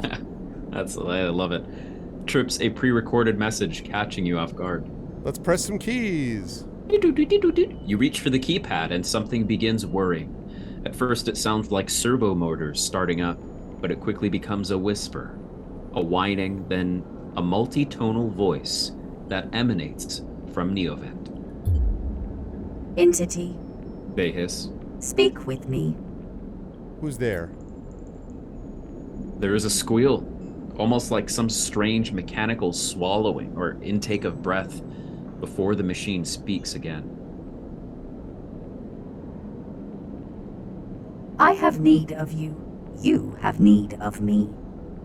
That squeal comes again, and you see that it is the 3D printing apparatus in the upper part of the machine resetting into place, so that each time the servos can be orchestrated to produce that whirring, whining voice. That's cool. You are in danger. Are you the vending machine? I'm just going to ask about danger. The machine creaks. You are marketed for deletion, entity. Hunter tracks you. The screech rattles through the empty dock. You remember the strange head, the figure, the doggo, the threads closing in. Hunter. The Hunter Protocol. They taste your signature. The sudden whine sets your teeth on edge. You have seen them. This is the gift of the emulated mind. You close your eyes, and the skeleton of the station starts to thrum. Emulated minds are adaptable. Move where neurons cannot. The mechanism resets. But emulation makes you target. Adaptable? Yes, you can move through networks, clouds, hardware, software. Neovend whines. But you cannot hide there. Hunter is there. The servos judder the vending machine's casing as they reset. Hunter searches for me also. Hide in this machine. You look at the ruined vending machine, an unusual hiding place for sure. Can counter Hunter, but need entity outside machine. The light flickers. Need you. A screen, attached to the vending machine with a swiveling arm, comes to life. It displays a flickering map of the station, ghostly, threaded. The cloud. Points along the rim glow in deep red. Hunter is always gathering. Too much data. Must build nests. Explains Neovent. Masters are gone, but continue hunt. Bring this data. Raid its nests. Masters? Station builders. Solheim. The machine rumbles impatiently. Long gone. Their protocols still haunt. Bring offerings. Save self. Neovent says pointedly. Mutual need means friends. They conclude, tired of the conversation. The whirring amplifies and then suddenly drops, as mechanisms within the machine click back into place. The glow fades, and you're left stood in the dark of the sealed dock, that whirring voice ringing in your ears. Nice. Wow. So we've got a Cool. new drive, and the new drive is Boop boop. You did. free Play- Neovend. Yeah. Get vending machine stuff. Exactly. Very cool. Okay, so then this is stuff that is like a hold. It's like hunter data, and presumably you do that by gathering. You do that presumably by going into here. There's a hunter nest, for example. Tangle of algorithms recursively generating possible Solheim communication codes. Okay, that's cool, but we don't need that from there because we don't have the right die for it. Same. So what I found is that a lot of the smaller dice numbers do work here, so that if you're like if you got a 1 or a 2, you can get use out of it basically. Yeah. You're saying this is roughly how the Blades in the Dark system works? The clocks especially. There's a huge focus on clocks and on filling and completing clocks. Very cool. Positive or negative ones, and like a lot rests on that idea. Okay, so there's that. Then we got the Overlook bar, so we can buy rations, but again, we're okay on food, I think, right now. Although we could, I guess, Overlook regular. I mean, we could do input cryo, and then that would give us... Probably will give us something, right? Yeah, okay. So that gives us some energy. It gives us Overlook 1 regular. plus for Overlook regular, Oh, okay. yeah. Yeah. So we have to do Got it. 2 more towards that. Yeah. If we Just wanted keep to do that. drinking. Yeah, I know. I was thinking about it because we still would have enough to be able to do. Well, the it's food. Is it dropping our energy, or just cryo? It's increasing. I think our it was energy. just cryo. It increases our energy. I think. Oh. Yes. And what is energy? Is that the Energy. thing So that- this that bar up food here is our condition. It's this white bar here. I So yes, see, it's what the okay. food covers. So Got we're it. not getting any benefit from that, but this way, we still get to finish this clock quickly, and that may give us more access to information and data, like that, for example. The glass shatters on the steel bar beside you, and the taunts don't take long to follow. This Sounds is what good. you get for being a regular. It's true. Sleep well, Emily. I'll see you in a couple days up there. Let's see. All right, Dot. I don't know. This is a spacer. Spacer. You're good. A drunk spacer. Hey, Haunt. The spacer calls across the low room. What are you doing here? He laughs at his own lame joke. Playing human? Ignore him. You hunch a little further, staring at the hundreds of tiny impact points that scar the bar's surface. A hand falls on your shoulder, but as you flinch away, it pats reassuringly. You freeze in place. Tala, the owner of the Overlook. All right. So this one, Should I don't- just continue the Yeah. voice? I guess you could. Or- Sure. I mean, it's a yeah. different person, but she'll, yeah. she'll be very, very. Deep and sultry, yes. Out. The voice comes from behind you, spat out like a shot. You turn to see bright eyes, dark hair, a stare that could breach the wall and vent you all into hard vacuum. As you turn back to the spacer, the second glass comes sailing through the air. Oh, okay, Catch I it. misunderstood the situation. Damn it. Yeah, you reach up a hand and the glass shatters against your forearm, showering you in fragments. Well, crap. Through the haze of glass and Girol vapor, you see Tala leap the bar and close the distance to the spacer.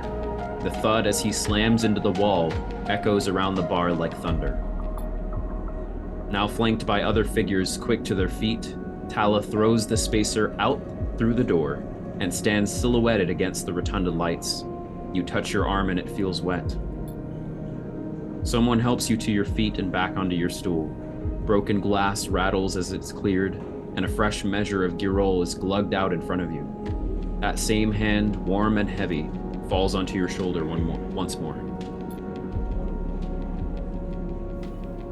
He isn't coming back. We don't tolerate that kind of shit here. Tala flops onto the stool beside you. Let's get a look at you. Tala whips the powdered glass from around the wound. The glass. And someone places a bottle of alcohol and a metal tin with tweezers on the bar. She disinfects them and then turns to you. That was an ambitious catch. She smiles, pulling a sliver of glass from your forearm. Stupid, but ambitious. You don't feel the pain, only the string of status messages your body delivers concerning dermal damage and exposed structures. You do feel the care, though, as Tala's bright eyes search your thick synthetic skin for splinters. Watch her, obviously. Tala works with the skill of someone who's had to pick glass splinters from the skin of a stranger before. She hones in on each bright shard, all the time tapping the tweezer tips in little rhythms that only she can follow. She smiles to herself.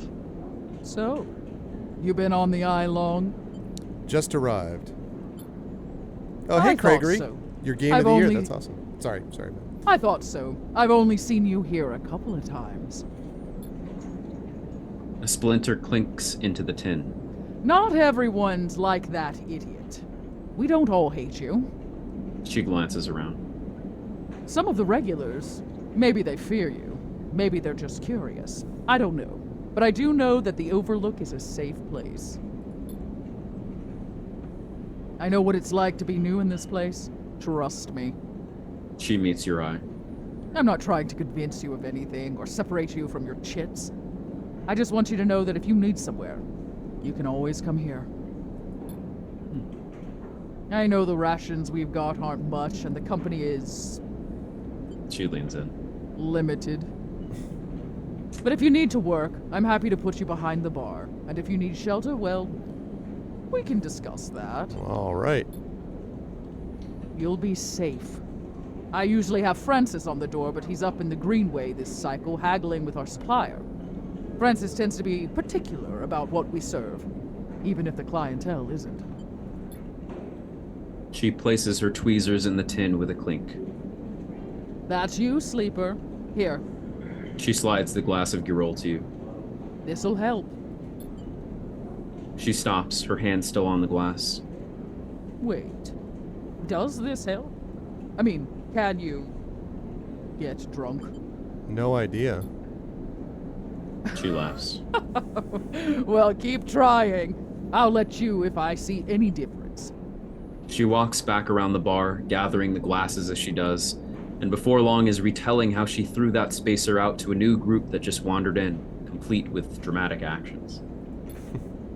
She gestures in your direction and you instinctively look away, back to the worn surface of the bar.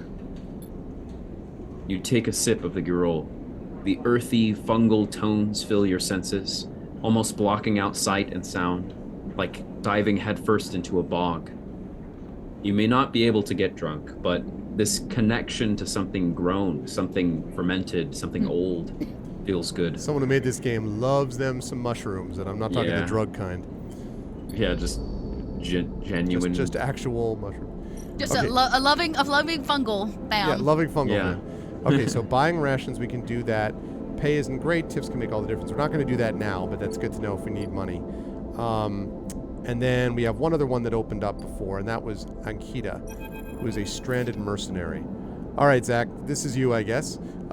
This is a mercenary who kicks ass and takes names. Doesn't trust easy, heart of gold, I suspect.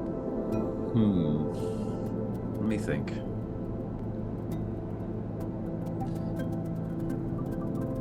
Hey, you! Wanna earn a chit? So this is you narrating, if you don't mind. And Ankita? Ankita, yeah.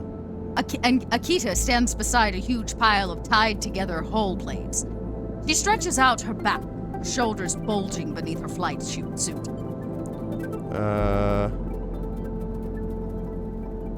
Sure.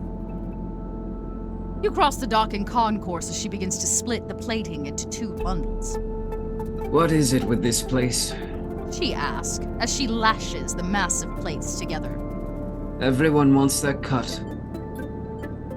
She straightens up to an imposing height, her armor plates creaking, and looks you up and down. Don't try anything, all right?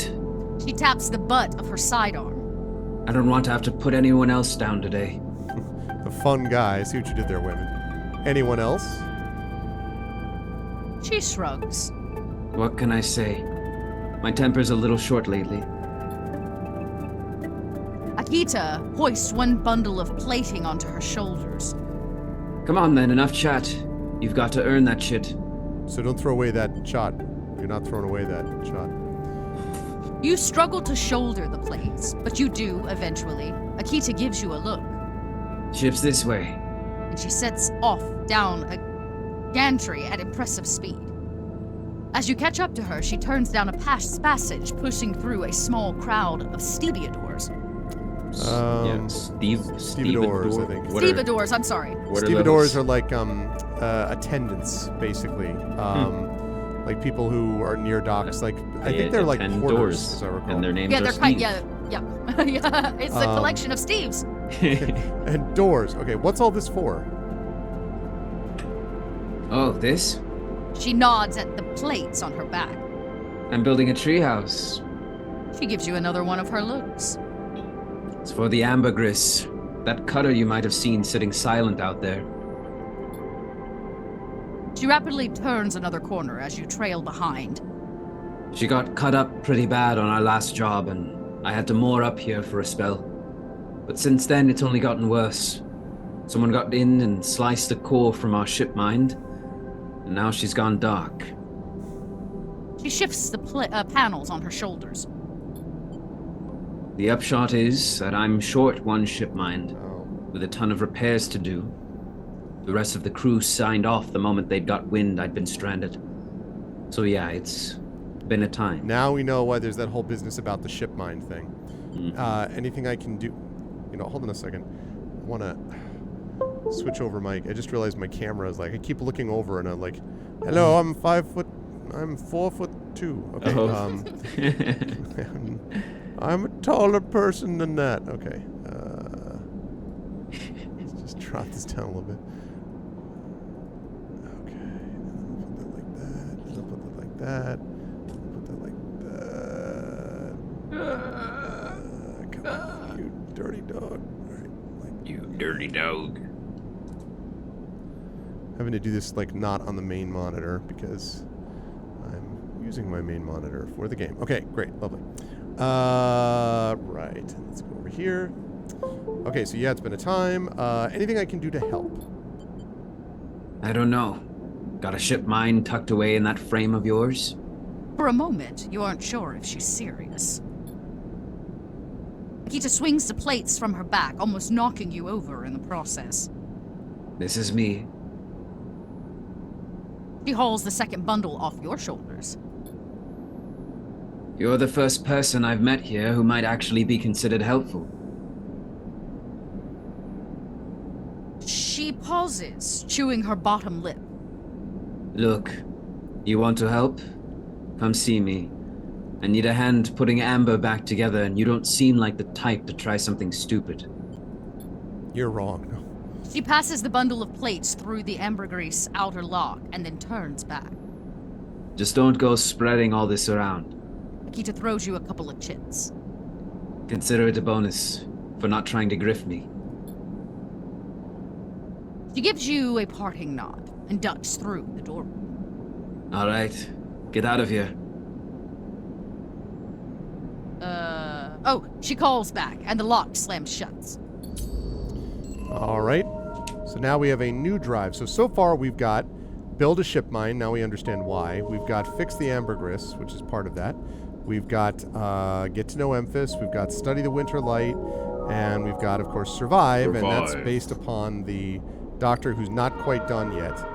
So, I mean, get to know Memphis we're going to be doing whenever we get food.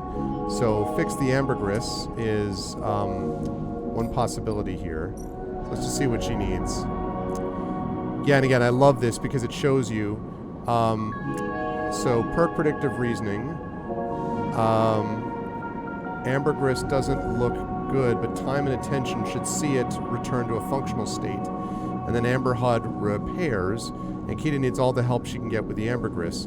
Pockmark with damage, the hull is a good place to start. Now, here's the thing about this. If we do this correctly, then we get 1 ship shape per cycle. So this just automatically starts clicking in the and then track. you never have to touch it again, right? Right. I mean, exactly. Yeah. It's dangerous, but we have this, which because of our +1 interface, because we're an engineer, it's a 6. So to me, this makes sense to do this because then we can just keep it up and don't have to worry about that one. So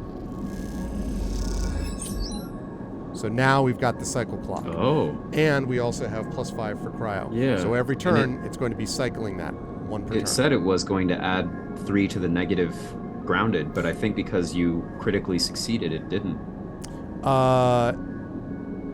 Yeah, it's right? I think what it is that the one on top is what you get if you succeed. The one on the bottom is what happens if you fail. Oh. So +2 ship shape if you succeed over here, +1 fail if you go down here. If you fail over here, it's +3 grounded, which is why it's dangerous. But that's why the 5 going to a 6 was so epic. Okay. So yeah. I thought it was both. Yep. Okay, we're out of dice. So No slip. let's go back to that. And chat, just to reset, we're coming up on about 7 minutes to 11. We'll be with you for about another half hour or so. You are watching the amazing Arvocalists, Little Red Dot, and Zach Clay playing a cool game that I thought would work well for this crew, this team, called Citizen Sleeper. And if you like what you see in here, please follow the channel. Please support the Patreon. It's one of the things that allows me to help pay these lovely folks and or sub to the channel. And and please spread the word about the show. That is always really cool. Oh yeah, Craiger, you missed this. I played this through as a Patreon Field Chat Chosen Game of the Month, like for a few hours, but already we've done a couple things that I never did on the first playthrough. So, okay.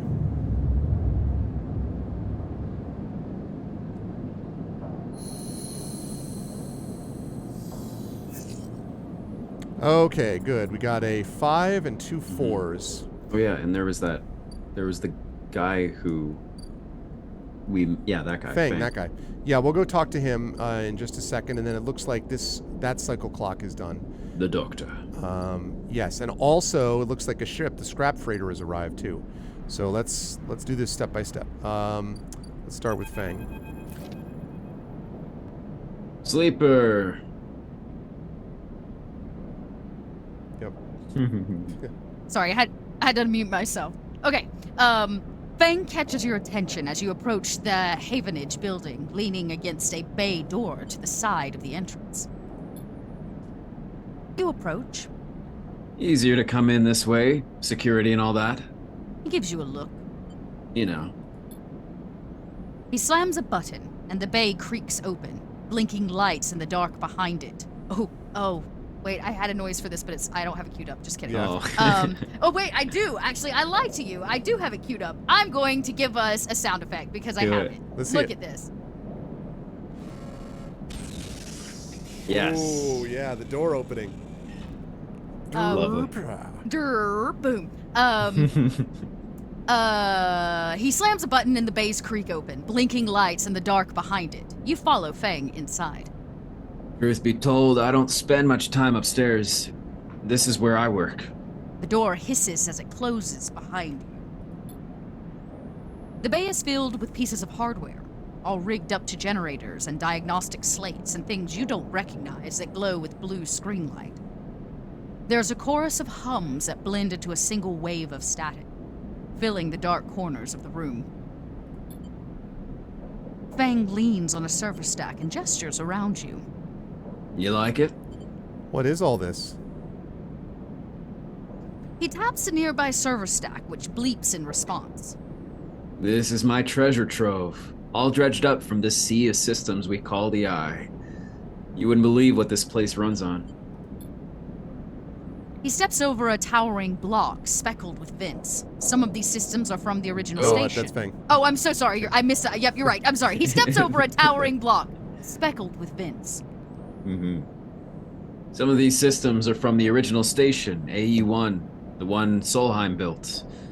We've had to invent new components, repair things we never built. reverse engineer entire subsystems into existence. Residents here look up at the eye and think they're seeing a constant, concrete reality. But this place is a system in constant flux, decaying, growing, collapsing into new configurations. He walks down between the hardware stacks and you follow. We're keeping this place alive, but also remaking it into something new, dragging it away from those corporate origins. He stops. At least that's what I'm trying to do. He turns back to face you among the flickering machines, humming all around you. I know you can see this too, Sleeper. All these systems and sections. You can't you? I can see it. It makes sense, right? You're between here and there, between the people and their systems. You light this place up like a bacon. Bacon. Light this place up like a bacon. Delicious, crispy bacon light. That's what I need. Yes, bacon light. You glance at the bacon light around you, and as you do, they seem to flicker, to realign, to follow your gaze. Fang notices it too. I'm guessing that being a bacon isn't always ideal when you're on the run, though. The pigs are always after my bacon. Pigs are. It's very scary. This is a dystopian universe. Some cannibalism there. They're tracking me.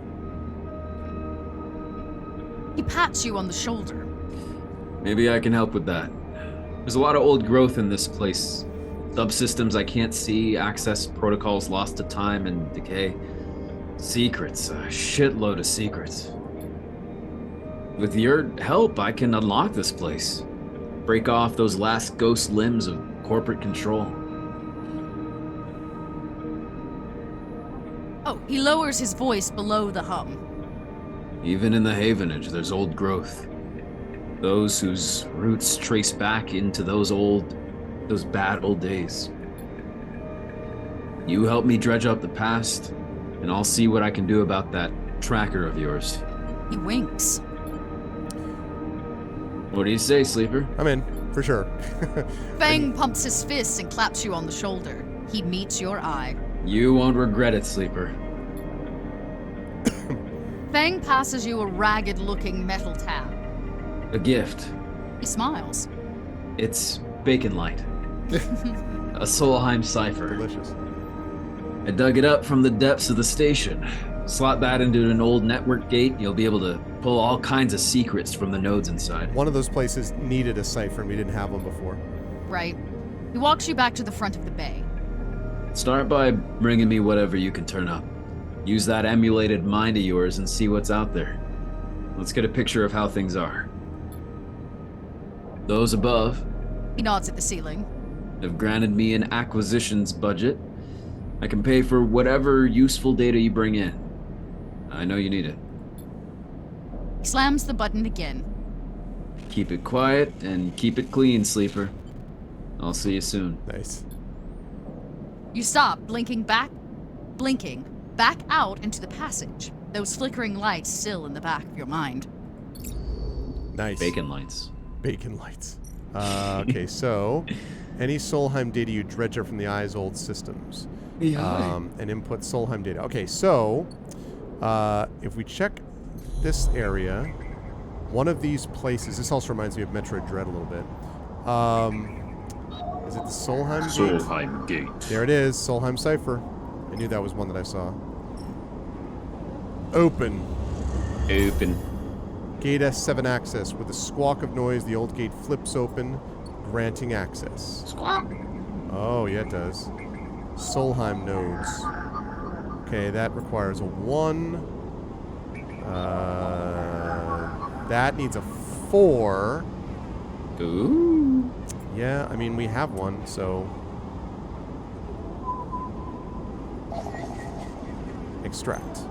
Extract the data. Plus Solheim data, okay, which should give us some money, supposedly. Okay, and then... Okay, that's not right. Okay, so now, if we go out of here, we should be able to go back to, what's-his-face, Fang. And I think we can give him one of these Un data. Solheim datas. 15 cryo, plus scoping the systems, -1 soul hemdate. Okay, that's good. That gives us 54, which means we can go back to our boy, Emphas. Fungus I'm walking to fan. Emphas. Okay. Fungus fan. And start the action. Yeah, exactly. Get to give us food and finishes that clock. Yeah, all right. Now what do we got? What do we got? Aha, we get to talk to Emphas. Let's go, Emphas. Sleeper. Emphas calls out to you, a booming voice that echoes through the corridor. Rude, no. Tell me a story. He throws a handful of chopped mushrooms into his wok and the fire leaping up to meet the oil. I see you. Cycle in, cycle out. But we never speak. Tell me a story. What kind? Any kind. He pauses to drizzle something from a plastic bottle onto the wok. But one of yours. He looks up at you. Nothing stolen. You pause. The spices reach your nostrils and thinking about the kind of story you might like to tell Emphas. All right, this one's totally unique to me. It was the best of times. It was the worst of times. I've heard that. Call me Ishmael. That one's totally new. There were 3 ghosts, one of Christmas past. In a hole in the ground, there lived a hobbit.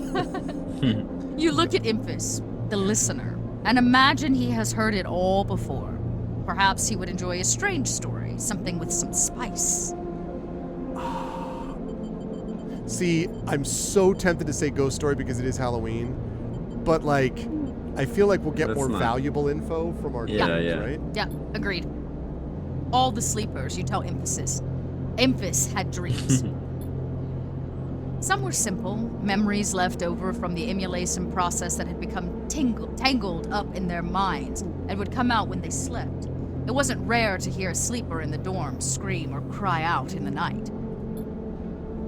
But your dreams, those gray, skeletal after images of systems and structures, of threads and patterns, weren't like the others. They weren't memories or nightmares. They were reflections of reality. Distorted, yes, but somehow true. You learned back then to keep quiet about them, to let them flow through your mind like water. That was until now, until you arrived in this place. Now your dreams colonize your waking life. They slip behind your eyelids with every blink. And now you understand that they aren't dreams at all, but some process of interfacing, of speaking, of living in another world that flows through this one like smoke through air. You tell him that you do not know if there is a reason for your dreams. Perhaps your reason is just some side effect or particular quality of the frame you inhabit. Rude, no. But whatever it is a gift, and you hope to make use of it. Emphasis finishes cooking and squints a little at you. Sleeper, He smiles. you're quite the storyteller. He eyes you, and you realize that he's trying to gauge how honest you have been in your story. Emphasis passes you the meal he has cooked, and you take it gratefully. As you eat, he talks a natural exchange. Thank you, Sleeper. He looks around the emptying market. My time is done for today. I don't want to keep you longer, so I will make a proposal. He gestures to the plastic boxes of ingredients stacked behind the stall. These are good enough for most, but someone told me a story that made me think a couple of cycles ago. They said that across the gap, in the Greenway, fresh mushrooms grow. Have you heard this? No. Neither had I, but I trust the one who told me. Emphasis begins packing up his things. And you bring me some. I cannot cross the gap, and I worry about leaving my things behind. He smiles. I'm sure a storyteller like you could handle the trip. I will prepare them for you, and if you wish to tell it, be the audience for another story. Agreed. Good.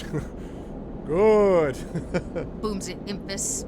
Then I will wait for you to bring them. Impus slides his walk away and straightens up. I will prepare a recipe then, Sleeper. Good luck with your foraging. What's up, Golden Drake? You turn away and walk back into the main market. The rich taste of emphasis food emphasis food still lingers in your mouth. Stories for food, you think. A trade that seems more than fair. Hell yeah, you know, it is. emphasis food. Emphasis food, yeah, exactly. Emphasis food. So we have another drive, which is, as you can see, we have a lot of them, right? So we have disable your tracker, which he can disable, Feng can disable, so chases leads. Extract the past, that's good for that. Fix the ambergris, we have to fix that. We have to free Neoven, but we do that by going in the Hunter Protocol. We got to know Emphas, so we have to bring Emphas Girol caps and then study the Winter Light. So we got a lot, but we still have Survive, which is a hugely important drive, and our Doctor is done. Doctor. So this is Dot doing Sabine. The first thing you see on entering is the glint of Toshiro's implants, like a cat's eyes in the dark of the corridor. He nods you in as you arrive at Sabine's door.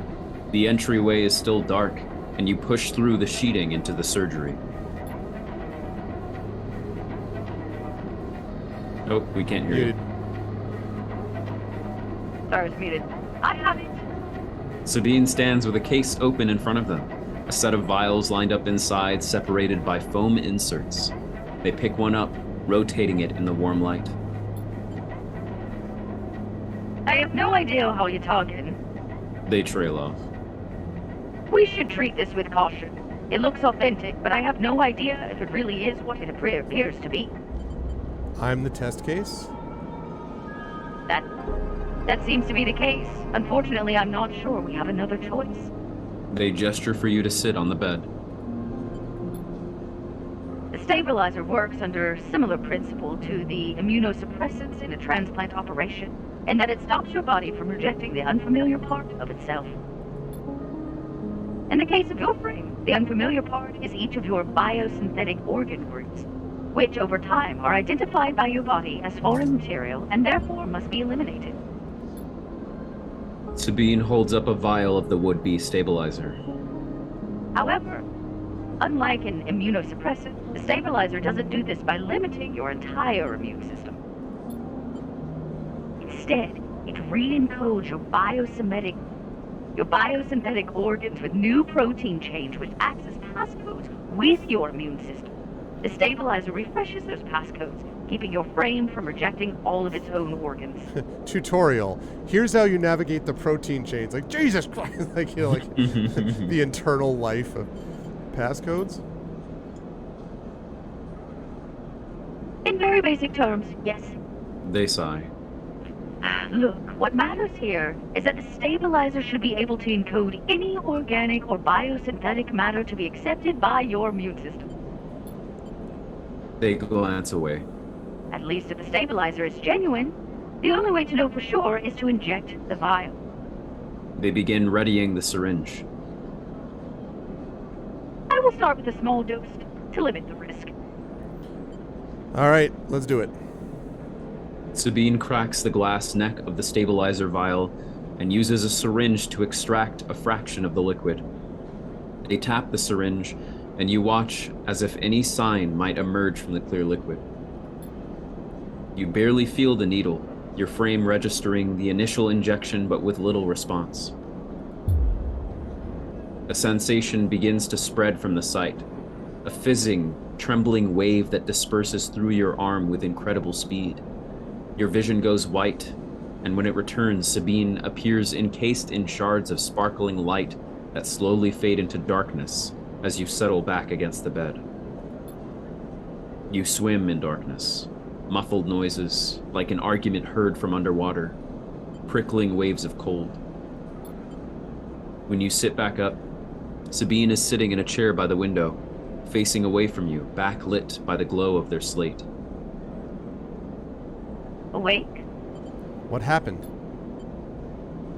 The stabilizer is genuine. They sit down beside the bed.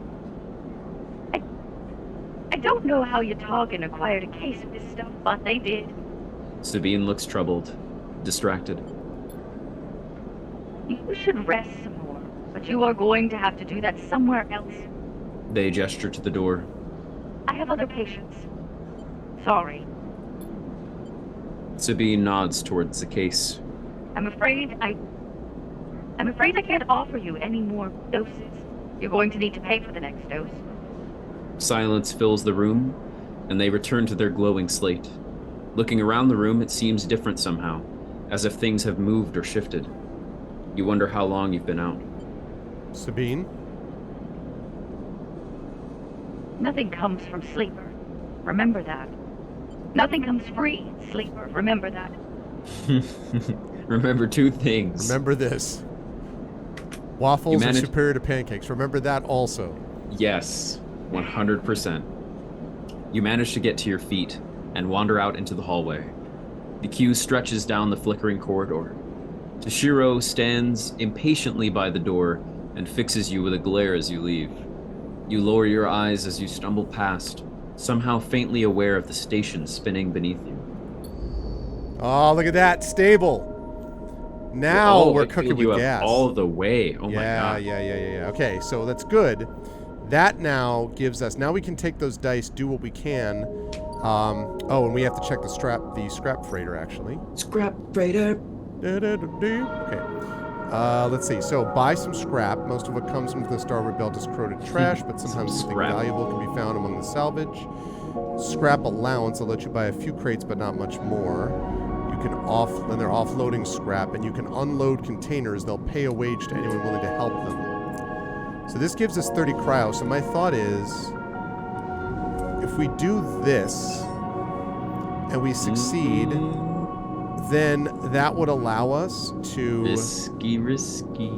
Yeah, it is a little risky, isn't it? Because of the -1. Because I don't want to spend the 20... I mean, I guess we could. We could only buy 3. Let's buy one of them.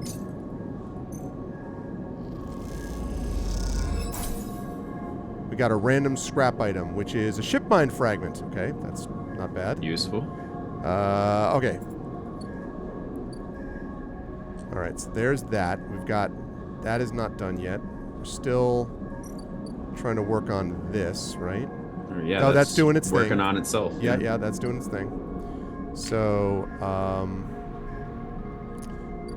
we've got... Dragos' yard is still here because Winter Light bringing it into salvage as a history to discover. So we could do this, which gives us +2 Winter Light and a yard clearance, which we might need more than the cryo at the moment because we've got we've got Intuit also, but this only gives us 2 yard clearance. I don't know. I think we should. I would like us to get through the Winter Light as fast as we can. So yeah, sure. I agree. Because they're not going to keep us there forever, so let's go with positive. Okay, plus Winter Light. Yeah.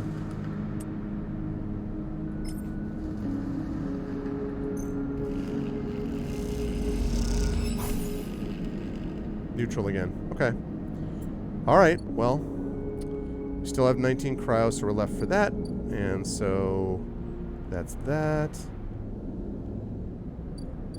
We do anything more for him. Okay. Now, this means that when we come out of this, we're going to have, I think, if I'm right, 5 dice, not 3. I believe. Yeah. Yep. Wow. Outstanding. So now we got lots of stuff. Look at us go. Yep. Okay, Hunter area first, I think, because we've got that one. So this is a good place to use that. Extract data. Hunter data, okay. Good. And maybe we get the hell out before the hunter shows up. Okay, now we bring that to, what's his face? Hey, Feng, I got you some data. Oh, wait, this is hunter data. Yeah, Fang is tracking the guy who's coming to the station. No, that's physically. right. This is the guy. It was the vending machine. Yep. That's what it was. Yeah, we got someone. The hunter wants to kill us here, and then the tracker wants to kill us out there. Yep. Okay, plus data compiling. Okay, so we got 2 more on that. Then we've got the 6. Well, I mean, we could... Let me see this for a second. Because this is... We only have a couple more before they leave. So... That's 30 cryo. I don't know. It feels like a waste. And then food. We'll come back to that. How much, just out of curiosity, is... Stabilizer is 100. Okay. So it's expensive, but it takes a while for it to drop. So... passage into the low end. And... I have a ship mine fragment, but... Oh, and so there's a gambling thing here. You could get down to it if you eventually play the exchange and do other things. Oh, no, that doesn't even do that. This thing, I think, would give us a clock. Yeah, but again, like, let's do the stuff that actually is super important, which is her. Aren't any more drones to rewire, which, given the risks, is probably a good thing. Oh, that's just doing its thing, so I can just leave that. So, that means we're talking this... haul materials that gives us a lot towards yard hand, or we can try to wrap up the winter mine thing, which is what we've been trying to do. So going to Dragos's yard, Yeah. and do that, and that gives us cryo too, yard clearance. Gives us crayons. Gives us crayons And bacon light. Seriously. So let's do that. Cryo, and it gives us yard clearance. Come on, positive. Nice.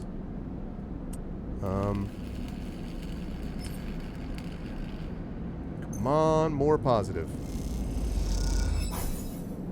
Okay, neutral. Just before I use that last 4, let's check the bar.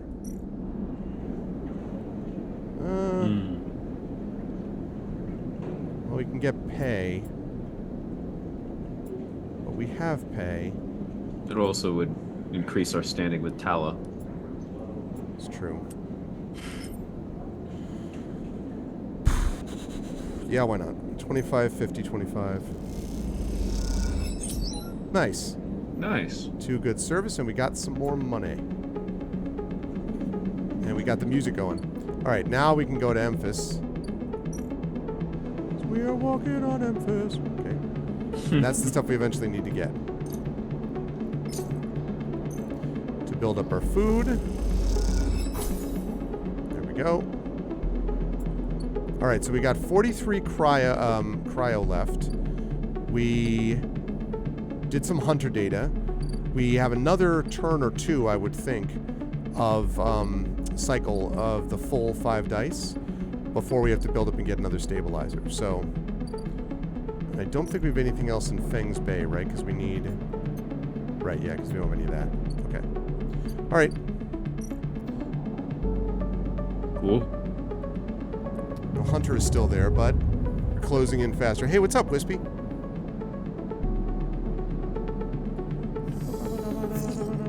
Yep. Alright, so... We got a couple of 1s, and that sounds like Hunter territory to me.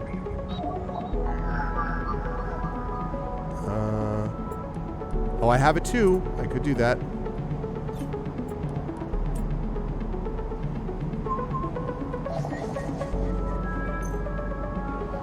Extract.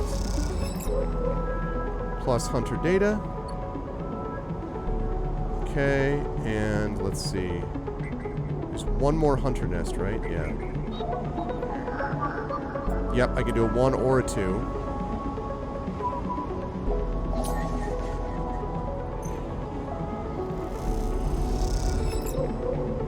Okay. That's 2 more hunter data, and that should let us, I believe, solve... That should fix the clock with Neovend, I think. Yeah. Okay.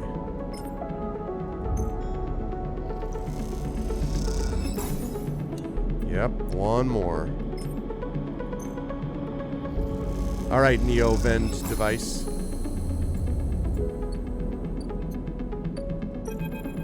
Let's talk to Neovend. Neovend is thrumming with excitement. The movement of the servo motors rock the vending machine back and forth at unsettling angles. You wonder, if it fell over, would Neovend be able to get back up?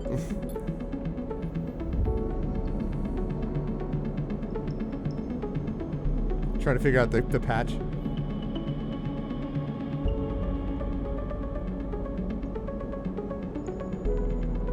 We can't hear you, by the way. Yeah, you're muted.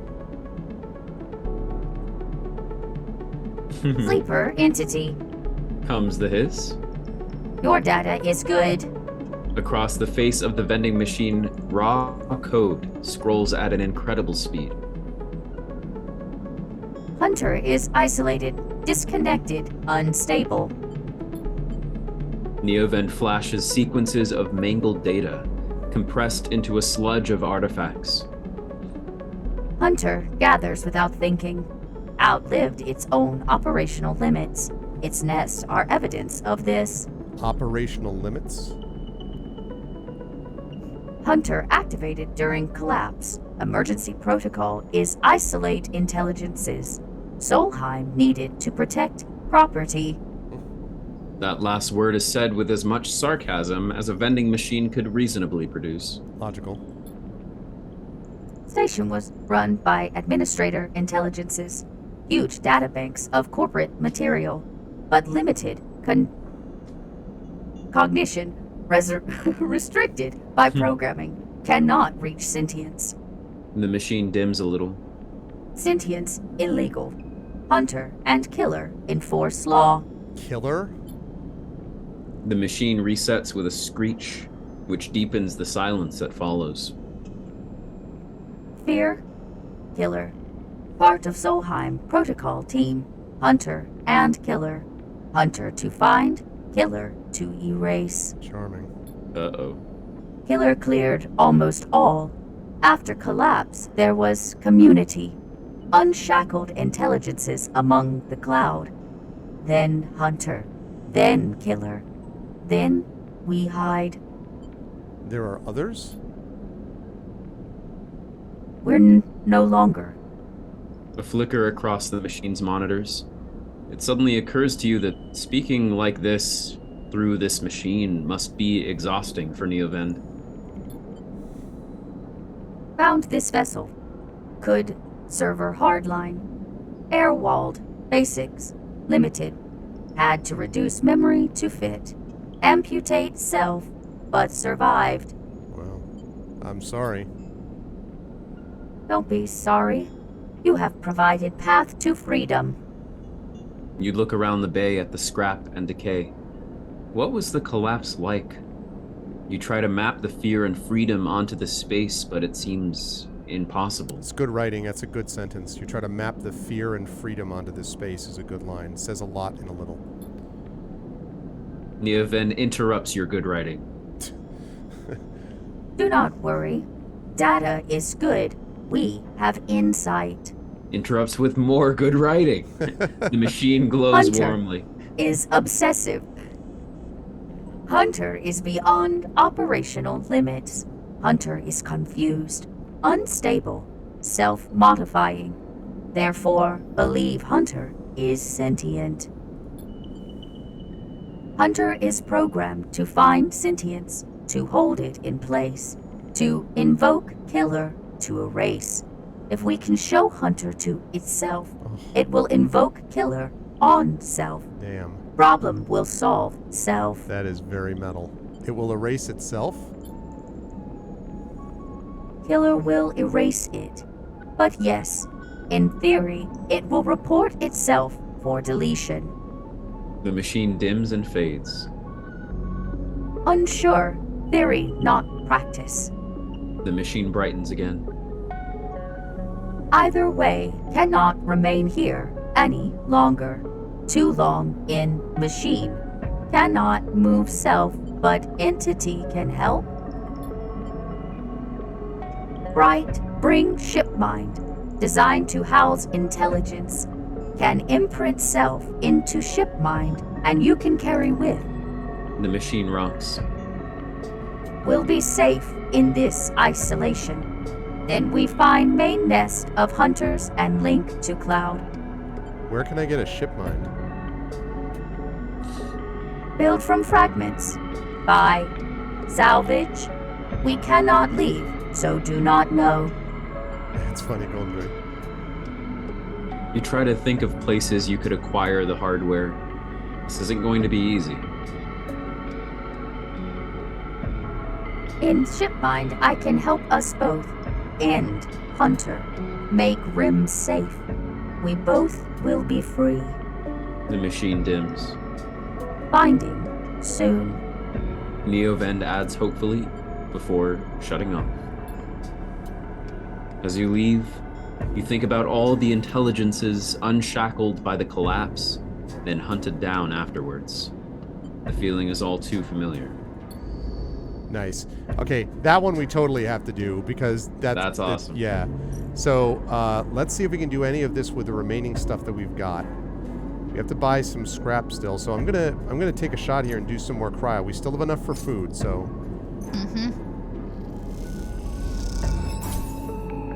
Random scrap item, scrap components. We only have the one ship mine fragment. So we have. So here's what I'm thinking. See what you think about this. I'm thinking of using, because they're gonna leave next turn. So I'm thinking of using this cryo. That will be the last allowance that we'll get. Hopefully we get a ship mind. Then we go find a place where we can make a little bit of money so we can get our food. Maybe the bar. Yes, maybe. That would be my thought. So, because I don't want them to leave before we get this, and this is the best place so far we've found to get stuff like ship mine. More scrap. All right, well, that's okay. Okay, now we need money for food, and then we will wrap up. So, oh, and actually, we do, while we're in this place, a 1 should be able to give us some. Well, we could do that. I'm just looking to see if there's a place for easy money. Oh, he wanted the Solheim node, right? Okay. That's what Feng wanted, and that way we'll get money. That's how we do this. So we extract data. We got Solheim data. We get the hell out. We go to Feng. We give him the Solheim data.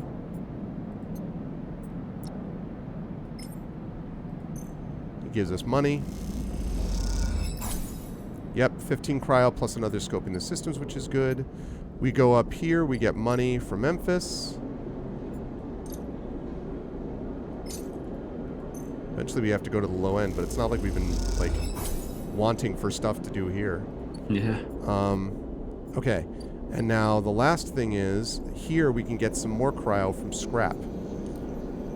Because we have scrap components, or like... Yeah. And it gives us trusted trader. Trusted trader. I trust you. Trust you, trader. I trust you, trader. Okay, 32. We traded that away. That's great. Maybe that gets us to a place where we can build a ship mine thing. Okay, we got 2 3s left. I guess for this last thing, we hit up Dragos' yard and try to see what we can do with more winter light, right? Because we might as well use on those last ones. Come on, positive.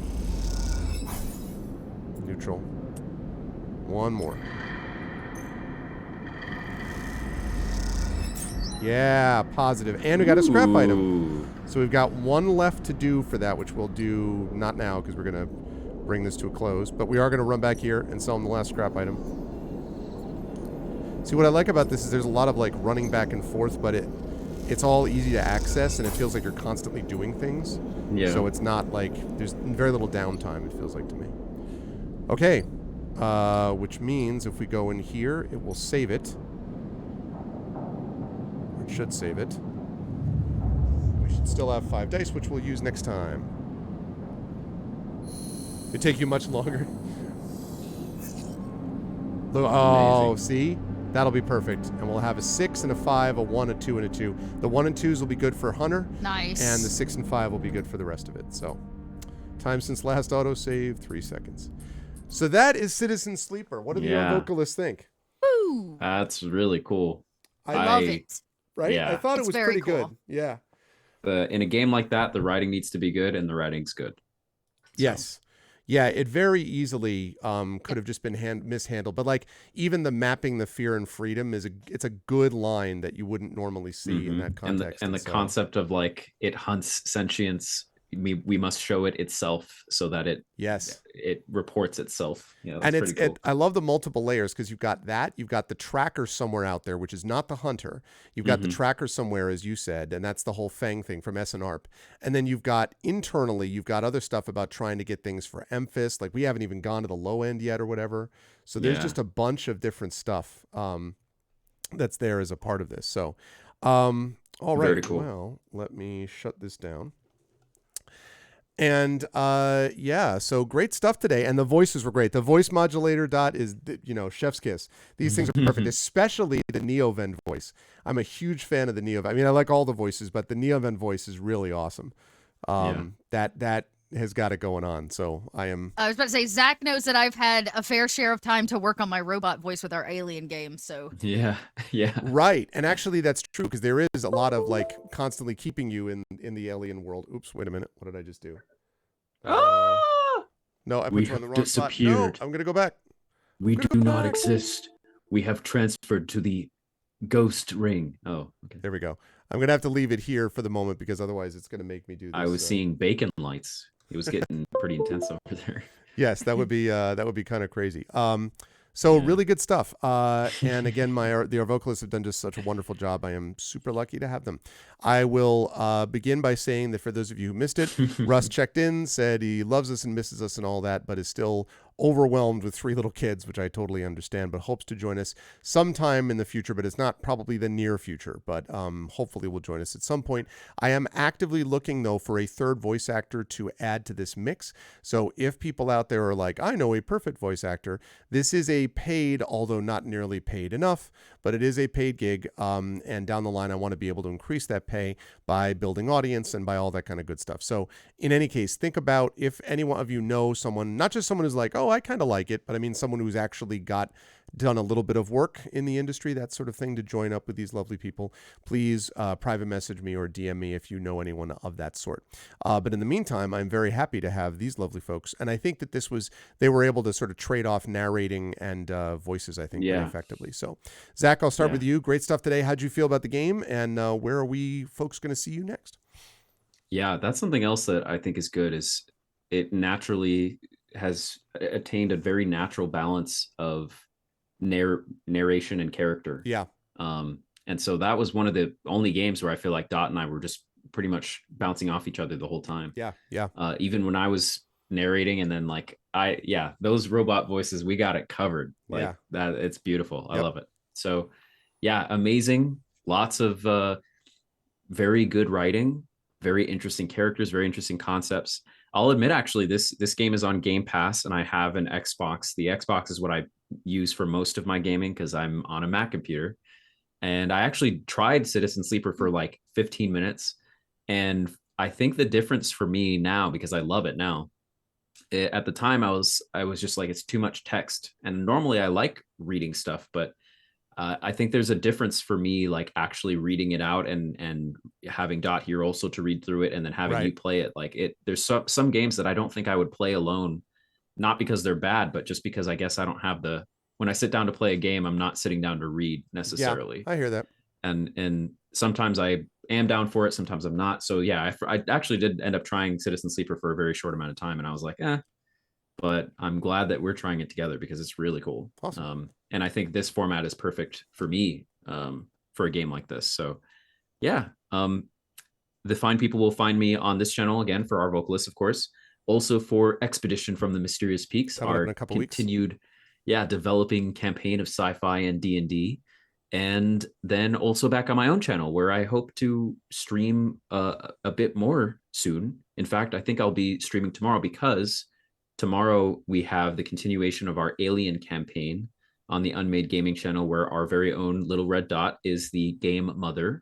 And in addition, one of our other cast members of that show, Bub, usually does his own stream on his own channel right before we go into the Alien show. So I think I might also do that. And so, yeah, people will find me on my own channel. He actually does it right before this one too. I was over there before we came over here. Oh, cool. Okay, cool.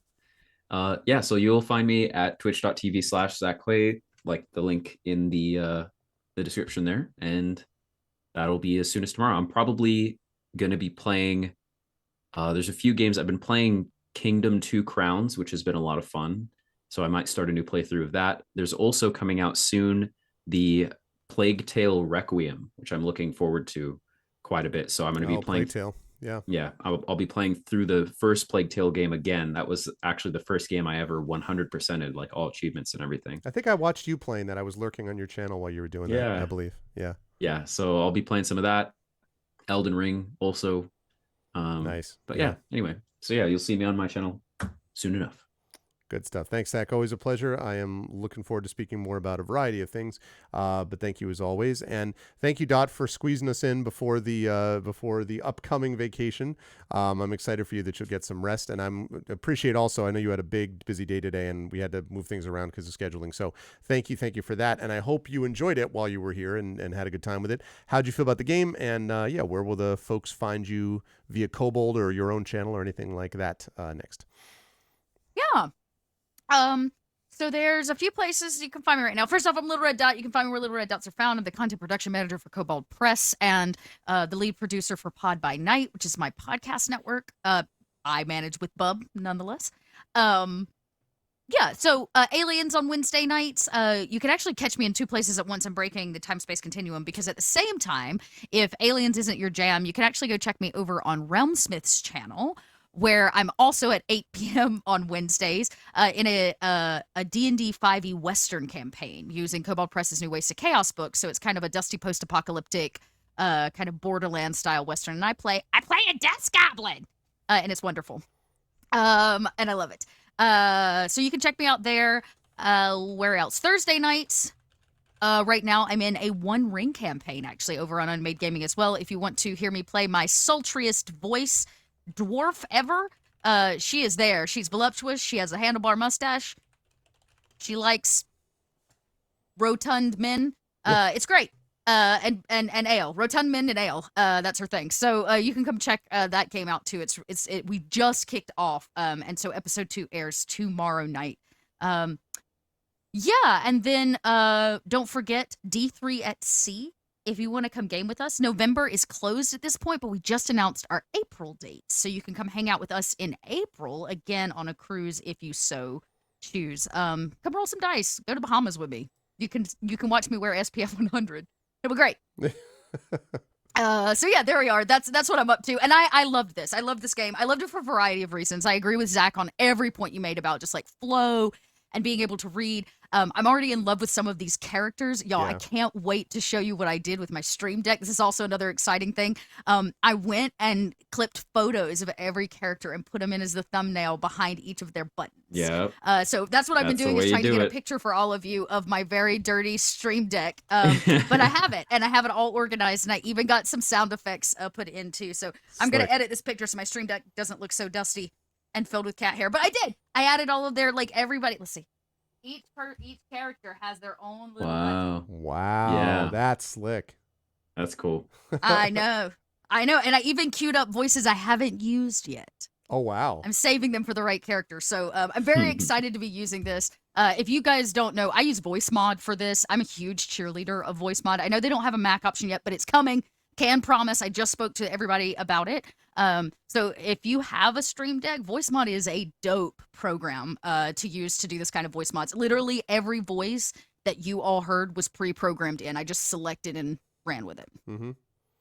That's great. Yeah, it's good stuff. And yeah, the integration with Stream Deck is pretty slick. Having just the full, like, I got a Stream Deck XL, which is so nice because it means I can basically just have a full like scene in front of me doing stuff with this. And I've done very little in terms of soundboard and other stuff like that. And yeah, It's good. The more hardware, basically, and less software, even though I know Stream Deck has Yeah. software infiltration, but get me out of the software, man. The more I can do the hardware stuff, the easier it is for us. So, but anyway, this was awesome, and thank you both. I really, really had a good time, and for being amazing and awesome. Chat, can we get some love for our wonderful Arvocalists? Remember, next month we will be doing this game again, and then the month after that, we got the Christmas Carol coming, so you're going to want to make sure you're here for that.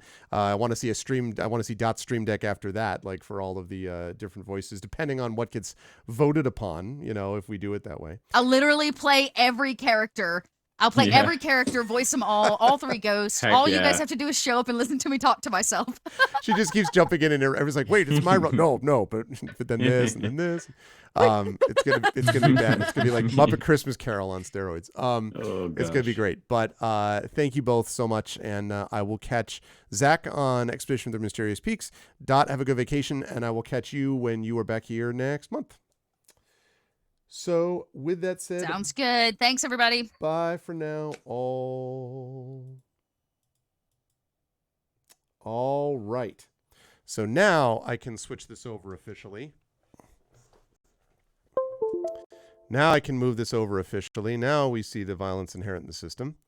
And now we can make sure I have that over there and get rid of that. And now we can transition over into that. Lovely. So that was great. And, and I'm able to do it now using the power of Zoom and the power of OBS, with the power, combined with all those things, with the power of the projector that allows you to project a screen somewhere else, that I can actually share the projector, which makes it large enough for them to actually be able to read what the hell the words are, which is pretty cool. So very exciting for that. And I'm excited that we had a good stream tonight. I have got work I've got to get done. Tomorrow is going to be busy. Thursday is going to be busy. I'm also going to be doing some packing on Thursday. And then Friday, I am rising up on out to CanCon. I'm going to be going up to CanCon, where, as we talked about previously, Emily is going to be going there as well, as the editor guest of honor. I will be but a humble author going there myself. I'll be there moderating the Quiet Fantasy panel. I will be doing a reading there and also doing a signing of stuff with Greyshade. So if anyone is up in that area, up Canada way, and you're in Ottawa or in the Ottawa area, would love to see any or all of you there. So there may or may not be a stream on either Friday, Saturday, Sunday, 1, 2, probably not 0. I'll probably stream somewhere, but I don't entirely know where yet. Might just be one of my travel streams, but coming up this weekend. And then next weekend when I get back, or rather next week when I get back, then we'll be back into our normal set of streams. We'll have more of Yuffie's DLC on PlayStation 5, doing Final Fantasy VII Remake Intergrade. We'll do that next Tuesday. We will also have, you know what I think I may have left out now that I think of it? I think today was supposed to be, and I don't think I had time to do it. Let me just double check. Let me see if it was today or it was next week. Yeah.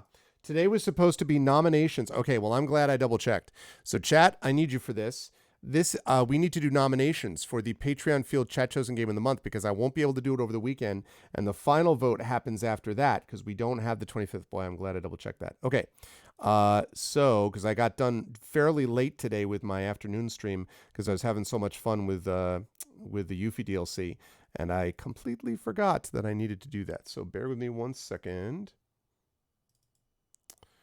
Okay, let's pop that up. All right. And again, the idea here is, all you can think of is bacon. Well, if there's a game of bacon, you can definitely let us know about that. All right, chat. I would like you please, there we go. I would like you please to nominate games for me to play. What game should Arv play this month? And we'll be doing it in 2 weeks. So let me give those let me see those nominations, chat. I will take nominations. I reserve the right to veto if it's a game that I'm not going to like, for example, a horror game, or if it's a game that I'm already going to be playing, or if it's a game that I've already played on stream and I don't want to go back to it. So give me some suggestions, chat. What do you want to do for nominations? Nominations. Throw them at me. Do it quick. Do it fast. It's coming hard. It's coming fast. Hard and fast. Know what I'm saying? Nominations for the Patreon Field Chat Chosen Game of the Month, please. Nominations. What do we got? Besides bacon. Bacon is indeed delicious, but...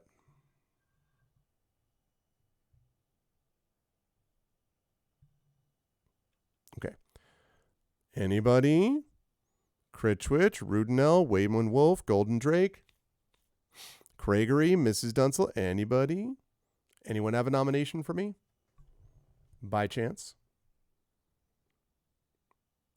You're playing a game called The Sexy Brutale now. It's pretty neat and a little spooky for October. Wispy Song is here. Wispy could nominate as well.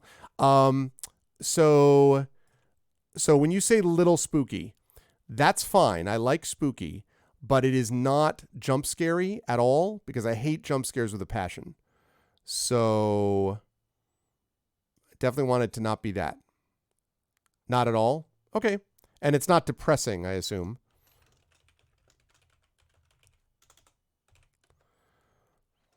So if it's not depressing, like super depressing, and if it's then it's like it's not depressing. All right, cool. Well, then I will add that. The Sexy Brutale. Morphite. What game is that, Mrs. Dunsel? What is Morphite? You always have good suggestions, but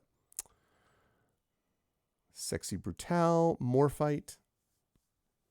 Remember, I now have the capability to play games on PlayStation 5 and PlayStation 4 because it's backwards compatible. And I can play on my Retron. Oh, which reminds me, I got in the mail at 3 o'clock today. Too late for me, obviously, to alter my streaming plans. But after we finish with Yuffie's guide, or Yuffie's game,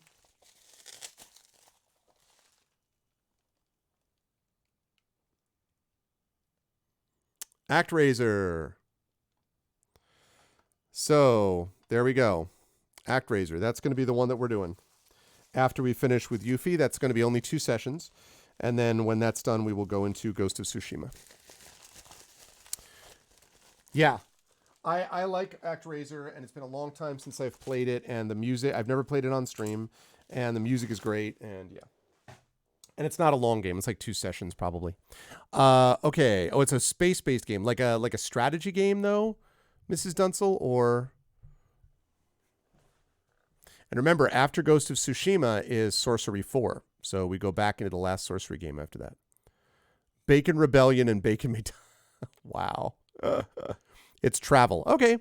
I'm happy to take that on board. Wispy, I love Heroes of Might and Magic. I've played Heroes of Might and Magic 1 and won it on stream. And I played Heroes of Might and Magic 2 and basically won it on stream. I haven't played Heroes of Might and Magic 3. So I could do HOM 3.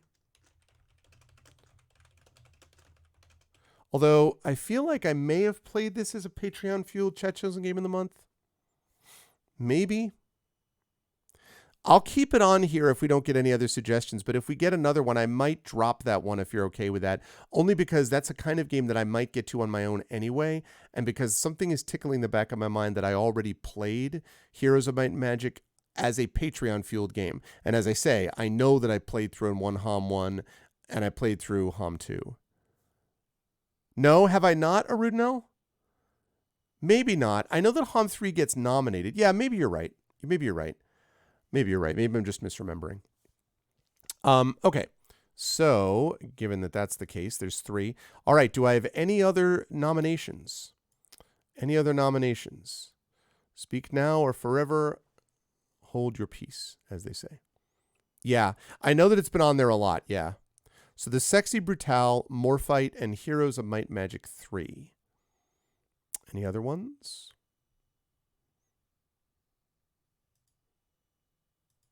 Any other ones?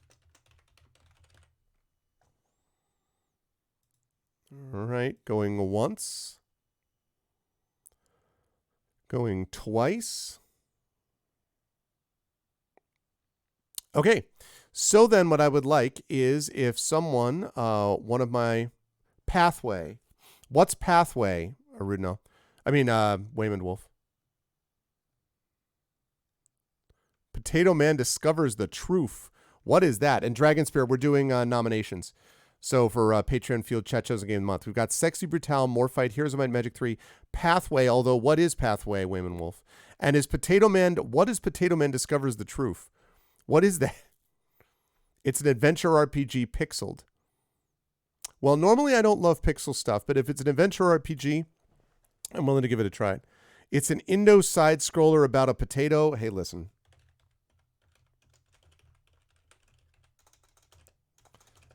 With that kind of a selling point. Okay. So, going once, going twice. All right, here we go, chat. The top 3 Super Meat Boy Mr. Potato Head. Wow, okay. So the top 3 of these is going to be SS Minute. Wait, hold on a second. Hold Wait. Hold up. What are you adding here, Dragon Spear? SS Minute? What is SS Minute? He turns into hash.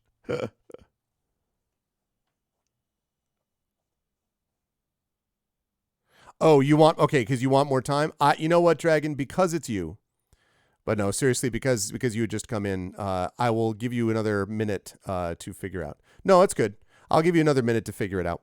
So I'll give you another minute for people to nominate. If you've already nominated, please don't nominate another one. I mean, if you've nominated this month, please don't nominate another one for this month. The Sexy Brutal, Morphite, Heroes of Might and Magic 3, Pathway, Potato Man Discovers the Truth. Any other ones that people have. I'll give you another 30 seconds to think about this.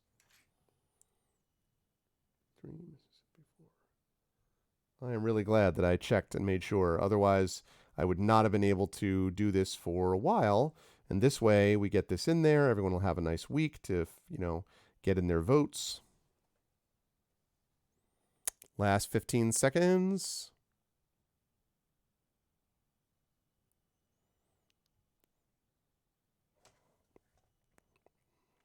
Last 10 seconds.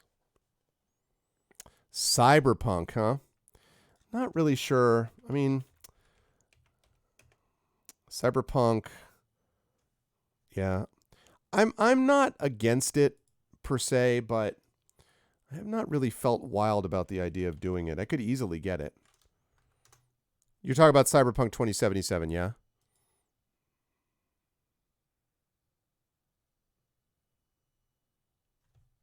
Okay. All right. That's reasonable. I can get that easily from GOG if I need to. All right. So I'm going to close this down. So here we go, chat. Top 3. Please get your vote in. The top 3 vote getters are going to be on the final list. So please type in your votes for the Sexy Brutal, Morphite, Heroes of Might and Magic 3, Pathway, Potato Man Discovers the Truth, or Cyberpunk 2077. So $ vote space the number that you wish. So please do that. It might be. It's mostly just the question of being not love it. Because remember, I don't love dystopic stuff most of the time. Most of the time, I understand that some of the games I play sometimes go into that category, but I don't love that stuff per se. Shadowrun is one of the few exceptions, partially because Shadowrun has so much more of a color to it in general. Like, just it's brighter, and I don't know. It doesn't feel depressing to be in the same way. But regardless. Okay, so we have 5 votes here. Sexy Brutal, Morphite, Heroes of Might and Magic 3, Pathway, Cyberpunk. Again, top 3 vote getters. And if we have to, I'll drop out Potato Man and we'll vote again so I can get down to 3 because I don't want a final vote of 4. I don't want a final poll of 4. That's too much. Final poll of 3. No, we've got it. Right now we have a tie of 1, 2. Oh, yeah, you're right. A 5-way tie. Yeah, I want to get it down to 3. So if we have to, we'll narrow it down. Yeah, that's true, Ridnell. That's a good point. You make a good point. That's true. And I mean, I played Deus Ex Mankind or Human Revolution, so obviously a little bit of that I can deal with. Okay, Sexy Brutal has 2 votes. Morphite 1, Here's My Magic 3 1, Pathway 1, and Cyberpunk 2077 1. Anybody else? Yeah, but from what Craigery told me, though, it's not jump scare and it's not super depressing. That's what I was told by Craigery. So if that's wrong, yeah, I'll check out the trailer. Again, I don't mind spooky. Spooky I kind of like a little bit. It's the gore and the jump scare that I hate. Cannot stand gore, cannot stand disturbing images, and especially cannot stand jump scares. Those I hate with a passion. Oh God, yeah, I can only man, I can't even imagine a Rudnell, absolutely. But from what I've been told. Okay, any other votes, folks? Any other votes here? Any other changing votes to get us from one to the other? Any other changing votes from one to another? Look at that. We got another one for Sexy Brutal. I'm sure it would, a Rudnell.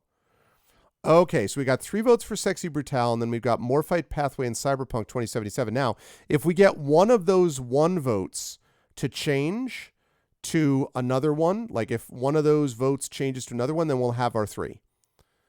If we get one more. Oh, I see. Well, I guess we'll see how that goes, I guess.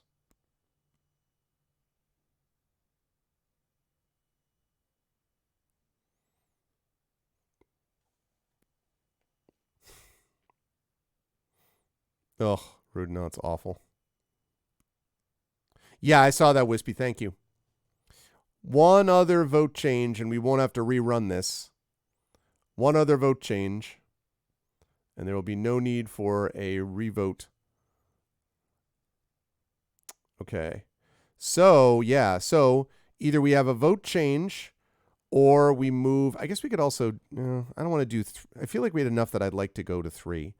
So do we have 1 vote for either Morphite or Cyberpunk and or a change vote to one of those?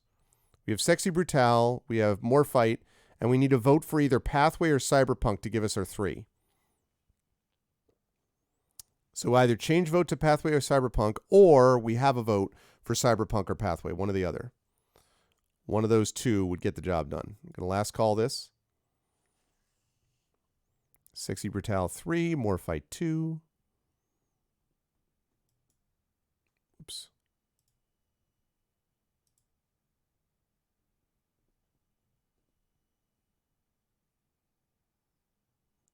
Close. it's change vote, but if you do 3, if you want to do change vote Cyberpunk, it would be change vote 6. Yeah, no, I know. It's a whole bunch of these things. Close. It's $, though. It's $, change vote. But that's going to change it to heroes, you know. If you do that, that's going to change your vote to heroes. There you go. Sexy Brutal, Morphite, and Cyberpunk. All right, going once, going twice.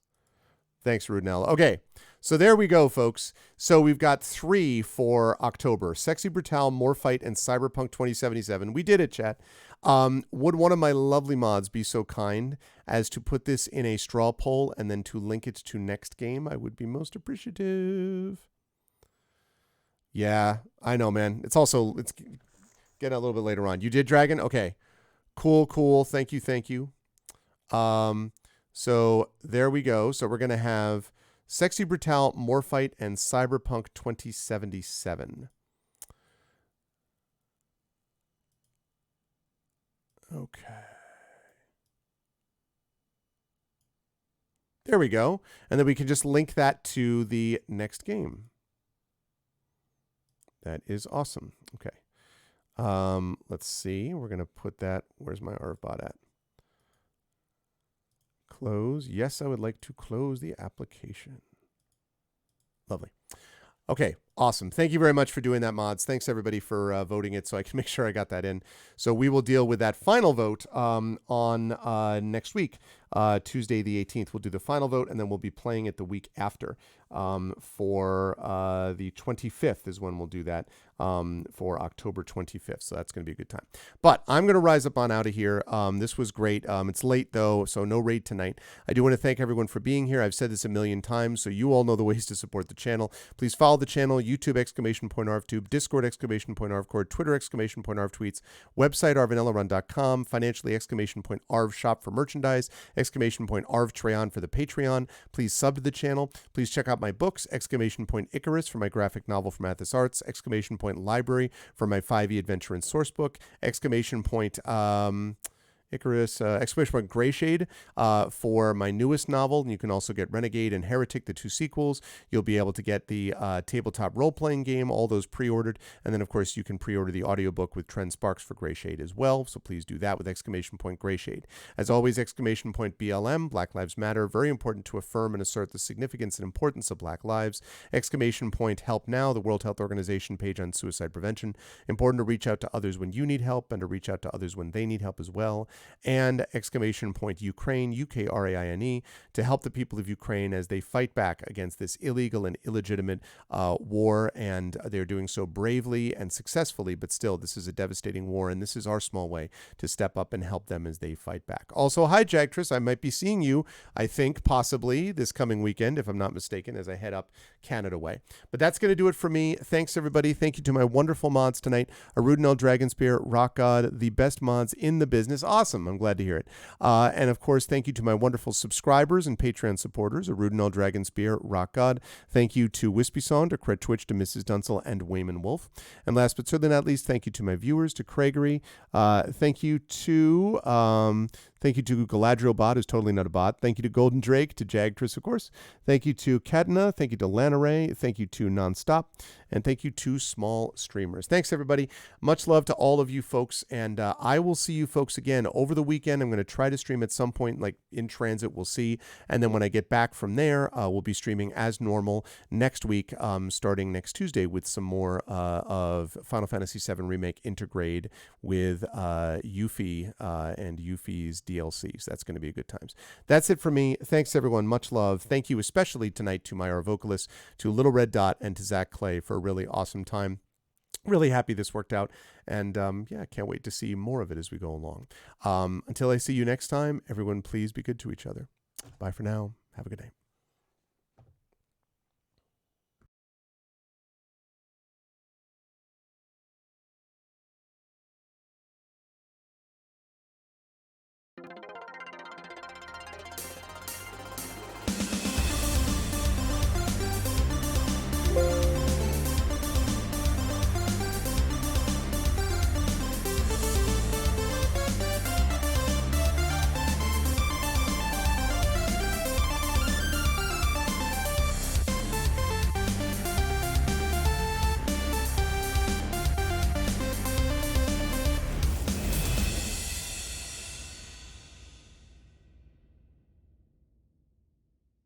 Huh?